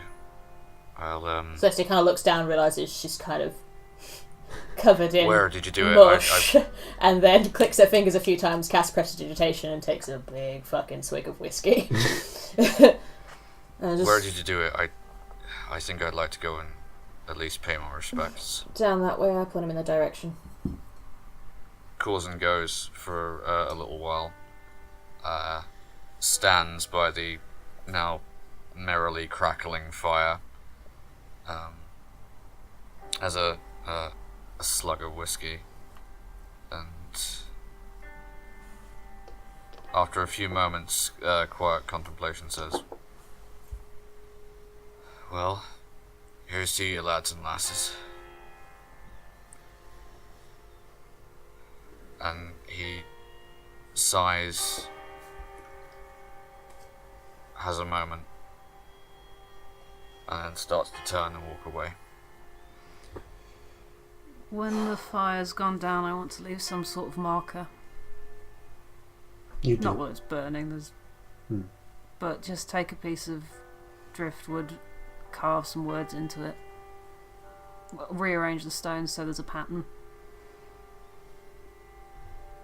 What do you carve?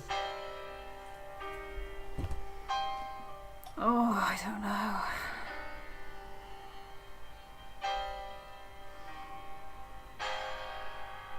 Here lie some brave people who died doing something stupid but something right. You carve the words and leave the marker for any who might come upon the grave. The following night, the pixies again taunt and cackle and try tricks to lead you out of the firelight, or one of them again throws a little spitball of musk, but this time you kind of shake Celestia awake and so that she can just prestidigitate it off. Knowing what's coming, you're more prepared for the pixie harassment. Just throwing firebolts every Yeah. now and Yeah, then. every time they come too near, I go, fuck off, and cast vicious mockery at them. Yeah. And that, as you begin to set off in the direction that Fighty's internal compass is pointing, is the pattern of the days to come. You continue travelling through dark, quiet, snow-heaped woods for days to come.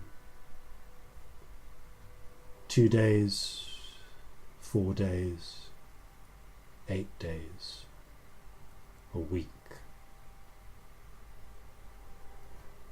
By the time that the 25th of First Flurries rolls around, you've been working your way through the dark forests for 11 days now. And they are dark. Every now and again there are patches through which you see dim light, but it is lonely, drudging, dull. Every now and again, by day, you'll see a small creature. Once or twice you fend off larger beasts, even hunting occasionally, where you want to supplement some of this smoked elk meat or the dried pork. Foraging for roots in the ground, something to liven up the dried pork, elk meat, and ship's biscuits that you've been surviving on. You begin to really love the fact that prestidigitation allows you to reflavor something for a minute. It's a shame you can only reflavor 5 pieces of food or water for at a time, but it's long enough to get it down your throat at least. And as you make your way in your surprisingly stylish winter clothing, your nights are harassed every single night by the pixies. They're always chasing you, always giggling, never coming really by day, but always at the night, taunting you, trying to make you leave the fire's edge. You find yourselves turning to strategies just to keep from snapping in frustration at these creatures. Do we ever see their nest or their homes or where they come from? Unless you deliberately go searching for them, in which case you can make an investigation check, but it will pull you off course. Nah. Then no. Not worth it. I really want to fireball it. No.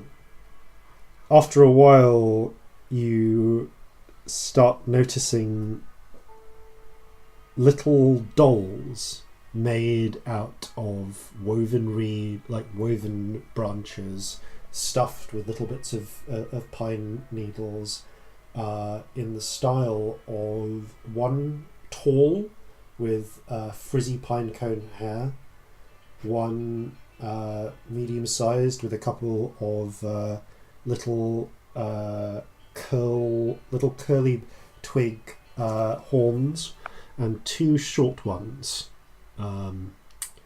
And each of them, when you wake up, you find in the morning is displayed outside your front, impaled on little sticks, never burned, but torn apart, or just destroyed or dismembered or slain in effigy in some way. Every morning from the third morning onwards. Every morning. Throw it in the fire. Yeah. But on the 25th, frustratingly, you don't know if you're any closer to your goal, save that Fighty knows the direction to go in.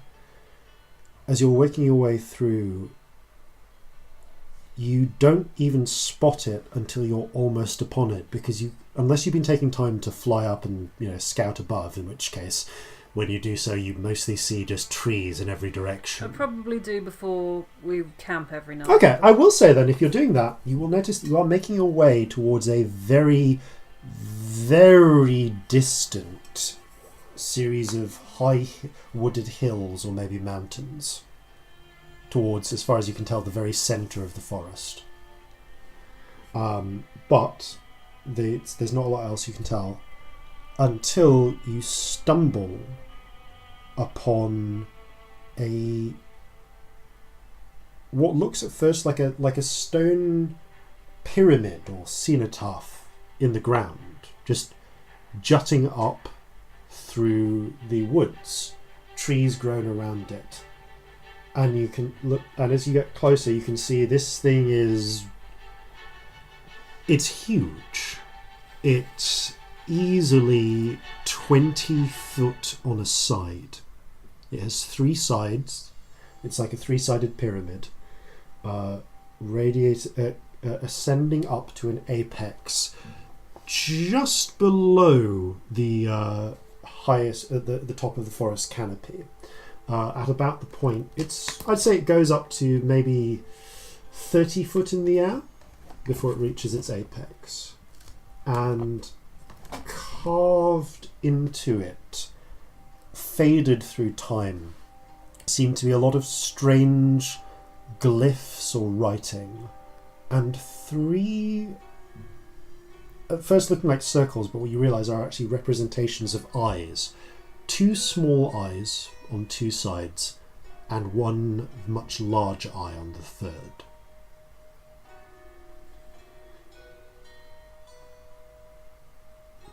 Just seems to be buried in the ground. Do you have any idea what this is? Honestly, not a clue. I know that we need to go past it if we want to go straight on towards where I can feel the place we need to go is. Would Corzin have any idea what this is? Would I? Corzin and everyone, what languages do you read? Ooh, very few. Common and halfling. Jovan, Elvish, Dark Elvish, Undercommon, and a little tiny bit of Dwarvish. Common, Infernal, and a bit of Dwarvish. None of you can read this writing. Do we even know what it is? Make a history check. Oh, that's bollocks. I mean, I don't think there's any reason Scamp would know. 11. 10. Old. Very old. But give me 10 minutes. I might be able to see if it's magic at least. Okay. If we're not, yeah. If we don't go any closer, just none of you. Yeah, you haven't gone right up next to No, it. You've not definitely not. moved past it yet, have you? No. No. You take 10 minutes, Scamp, studying and focusing. And as you look at it at the end of the 10 minutes, normally when you cast this, there's a sort of glow or highlight that comes over the edge of objects when they show up magical for you. But there's something weird about this pillar. It looks almost like it comes into the foreground. Like it's strangely real. It doesn't show up or anything, but it just seems prominent. Like it's right. The edges are sharper, more defined. And as you look beyond it, it feels like there's something missing or absent. And you can almost feel a wall of that absence stretching out from either side of the pyramid, leading off in other directions. Give me a perception check. Oh dear. Yeah, that's a 3. No, you can't see much. You can't see much from the ground level. Well, it's really weird. I don't know if it's magic, but something's really wrong with it. Right. Can we go round it? Well, I don't we're gonna know. have to. There's something weird around the edges. Where around the edges? I don't know. There's like a wall of something wrong. Okay, where's the wall? Can I sort of gesture? You gesture. It seems to be And coming can out of the sides of the pyramid. Can I chuck a rock into it? Okay, you chuck a Like rock into through. where Scamp's gestured. A rock falls through, hits the pines. Actually, it wouldn't be a pop. It would just be hits the fallen pine needles beyond. Right. I mean, we need to keep going, don't we? We do, but I don't know. There's something wrong here. How high up does it go? It goes up. I think I said 30 feet high. The highest trees are about 35, 40 feet up. Is the weirdness still going all the way up, or It does goes. stop It goes all above the way up to the top of the pyramid. Yeah. And then does it stop or continue past that? Kind of fuzzes out past that. It's like it kind of fuzzes. Looking at it, the sensation is like it's going inwards from there. Like it was like if that was the top. It becomes almost like a dome heading up into some distant top of a sky. Do I think it's going to sort of stop being a way up? Would it be something that we could fly over? You aren't sure. You would need the range limitation, I think, on detect magic is about 60 feet. So less than that, I think. Yeah, 30 feet. So you'd need to get higher to know for sure. Which I can't do without losing concentration. I mean, or unless you want to climb a tree. I could climb a tree, I suppose. If we don't know what this is, I suggest we give it a wide berth. I mean, I can fly us over it. You guys don't weigh that much, do you? You can do it on more than one person as well, can't you? So yeah, but if I make my little floaty disc... Corzin kind of looks at himself and sort of gestures broadly.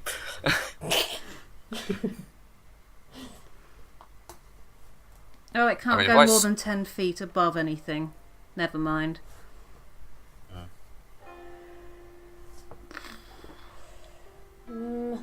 Otherwise, that would be really useful. Yeah. I mean, I can try flying over it and see if... But if it gets rid of my spell or something, I might just drop out the air. Or... I don't like it. It's really weird. Let's just walk around it for now. How about that? No, but Scamp's saying there's like a wall next to it. Maybe we should walk along and see if it runs out. Because I've got 10 minutes till this runs out. Alright. Alright, let's walk for 10 minutes. You go left, we'll say for the sake of argument, and walk along this sense of wall for about 8 minutes until you reach another of these pyramids. This one you can see it's a bit lower in the ground, and you can see where the pyramid bit actually seems to end in comes to a stop and then turns into like a 3-sided column which descends down into the ground, but then reaches points like there's just ground there. It presumably goes deeper into the earth, and you can see there's more writing around the base of this one along the column. This is fucking weird. You can see that the wall of strangeness extends to the side of this one and then goes out from the side of that one on along as well. It's a barrier. We're either locked in or out of something. And again, there's that sense that the pyramid of it, like this strange little steel, is strangely real to you. I'm going to say... Yeah, by this point, Corzin and Celestia only. Give me an insight check. Okay. I can't read my dice. 13. 17. Celestia. It's hard to read them, but you get the strange impression that all of your spirits, the colourful pride spirits around you, music pride spirit around you, Corzin's ambivalent octopus and fish spirits, all seem uncomfortable or nervous in some way around this wall or barrier that Scamp seems to be able to perceive. It doesn't show up for you, by the way. Neither of you can sense this absence the way that Scamp seems to be observing it. But then none of you have gone into it either. Can I step back and chuck a firebolt through it? You do. It hits a tree, sets some pine needles alight. Oops.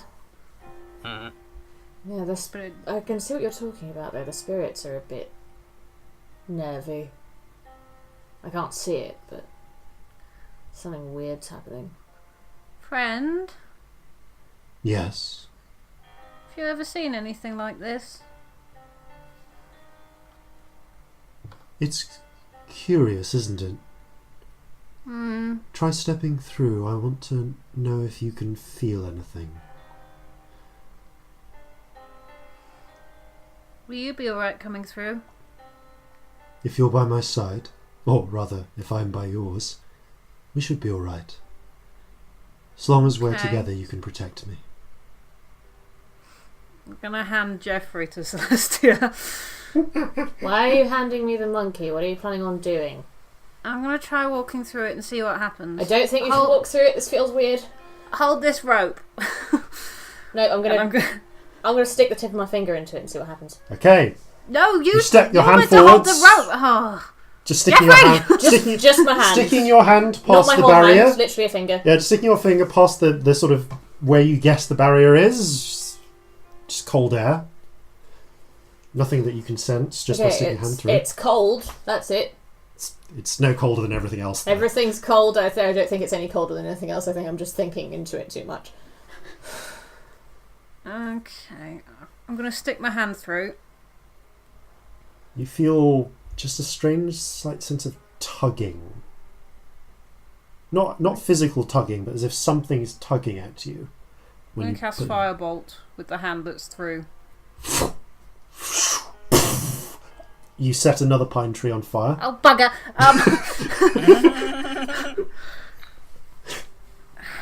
Well, that pine tree certainly isn't getting up. There's something weird, though, isn't it? I'm not crazy, am I? What's You're friend definitely not saying crazy, to you? Scamp. They think there's something. Well, he thinks there's something there, but he doesn't know what. Step through. You sure? About this? Yes. I feel like there's something on the other side.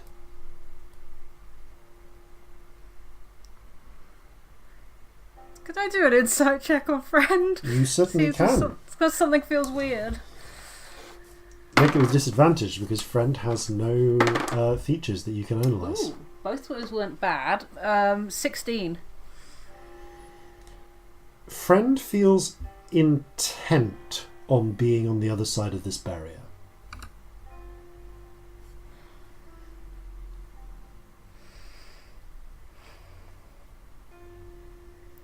I'm going to try and pass Celestia the end of the rope again. Okay. Hold this! Okay, but I'm wrap not the other- holding this. I just sort of deposit Jeffrey on the floor. I'm going to wrap the other end around my waist. Okay, and if through. you tug it a couple of times, if anything weird happens, and I'm coming straight after you, okay? That's the opposite of what he's supposed to do. Let me pull it back!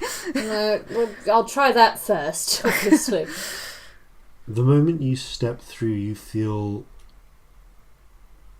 a strange absence engulf you, Scamp. It's like if all your life there'd been just some sort of gentle hum or background sound or like a leitmotif to your existence, and then one day it just stops.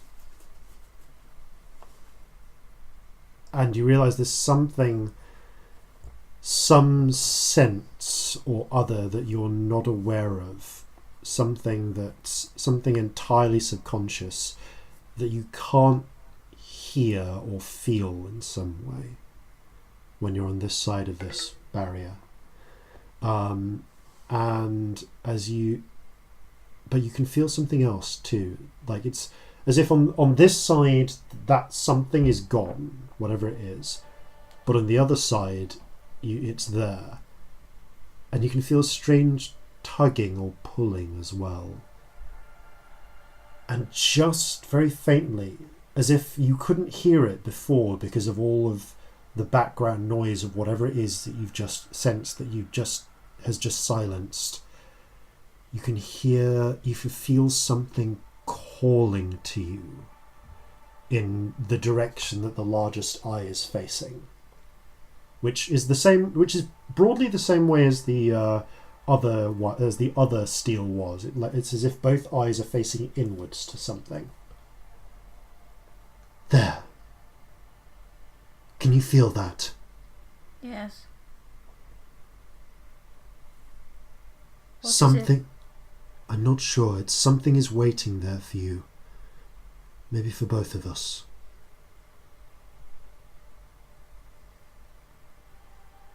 I feel weird, but not bad weird, just weird.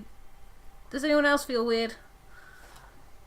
Can someone else come through? Does this look fine to us? Scamp is apparently just standing there. Nothing else seems to be happening. I'm going to hand fight the rope 50-foot and rope go through. around. Okay, you step through. There's a lot of rope. Yeah, you don't feel any different, but you notice the Pride Spirit and the other spirits seem to halt at the wall for a moment, and then begrudgingly pass through before floating around you. All of them look skittish. Can I try and do a dancing light on the end of my finger and see if it works? The little purple spirit flickers around your finger and the dancing light appears. It's a little unsteady at first, but stabilizes. Something is very weird in here, Scamp. Mm-hmm.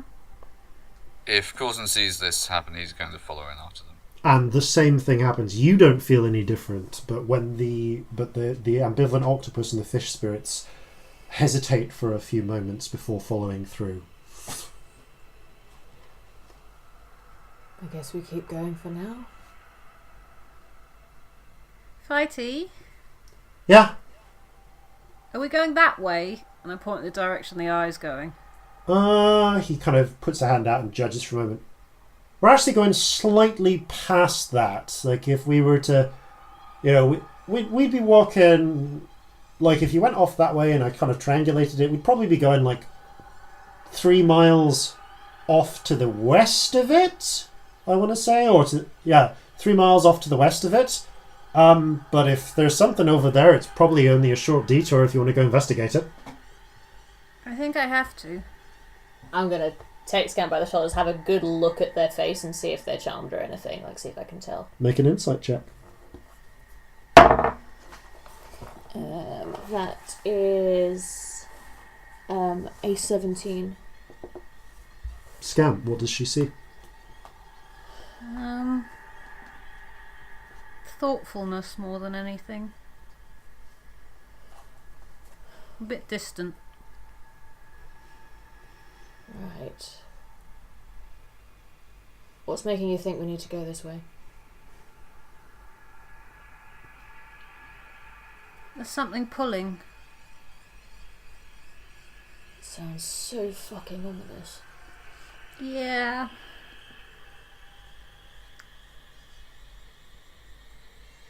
The eyes are looking at something. I don't know what it is. Friend says there's something there for me, but he doesn't know what.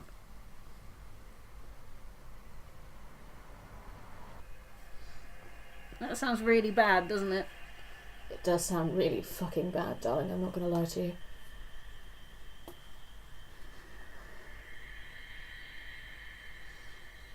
I don't think I can not go there. Right.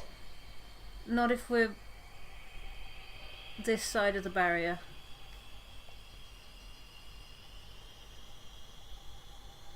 I mean, Fighty says it's not a big detour.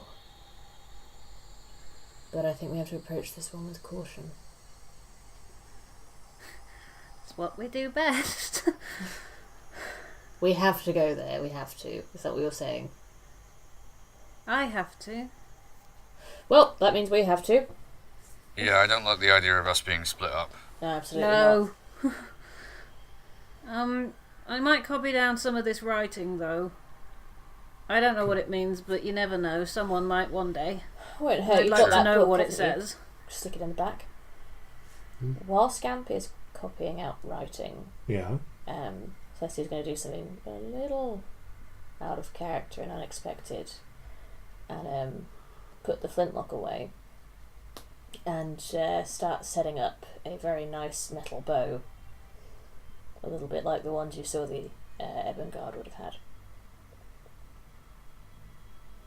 You draw the pieces out of the very base of your backpack and begin assembling it. It has little camshafts and steel wire. Yeah. Would Corzin have seen any bows like this before? As Celestia said, you have seen these once before. Yeah, on the Ebon Oh, Guard. right, on the... Yeah, okay, fine. As Corzin's looking at me, I say, well, it's worth being quiet, isn't it? You make a fair point, but as far as I know, we've only got one arrow. Got a few. Oh. Not many, but, Fair enough. Out of character, we decided like 10, didn't we? Yeah. Yeah.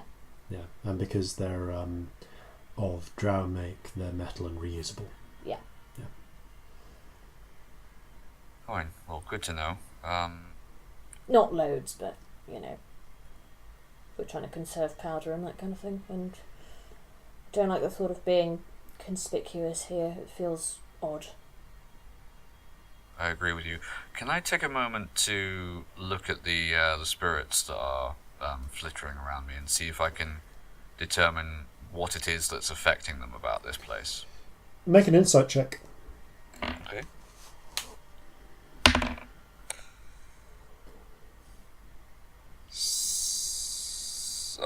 That's 8. They seem uncomfortable about being here, but you simply don't know enough to know more. Okay. Right, let's keep walking. You carry on, and when you camp that night, it is the first time in 12 days that the pixies do not come. And from there, as you journey beyond the three-eyed steels, the steel-eye I should say, we will pick up next time. Thank you all very much for playing, and thank you all very much for listening. And farewell from all of us here at Flintlocks and Fireballs. Fair seas and natural 20s. I stepped on deck when but a boy. I lived a life of fierce joy. Though I go down now to the sea, raise a glass, remember me. So gather your muskets, gather your spears, we'll plunder the shores of Calcinea. No kraken, storm or spell we fear, so come and sail with us, my dear.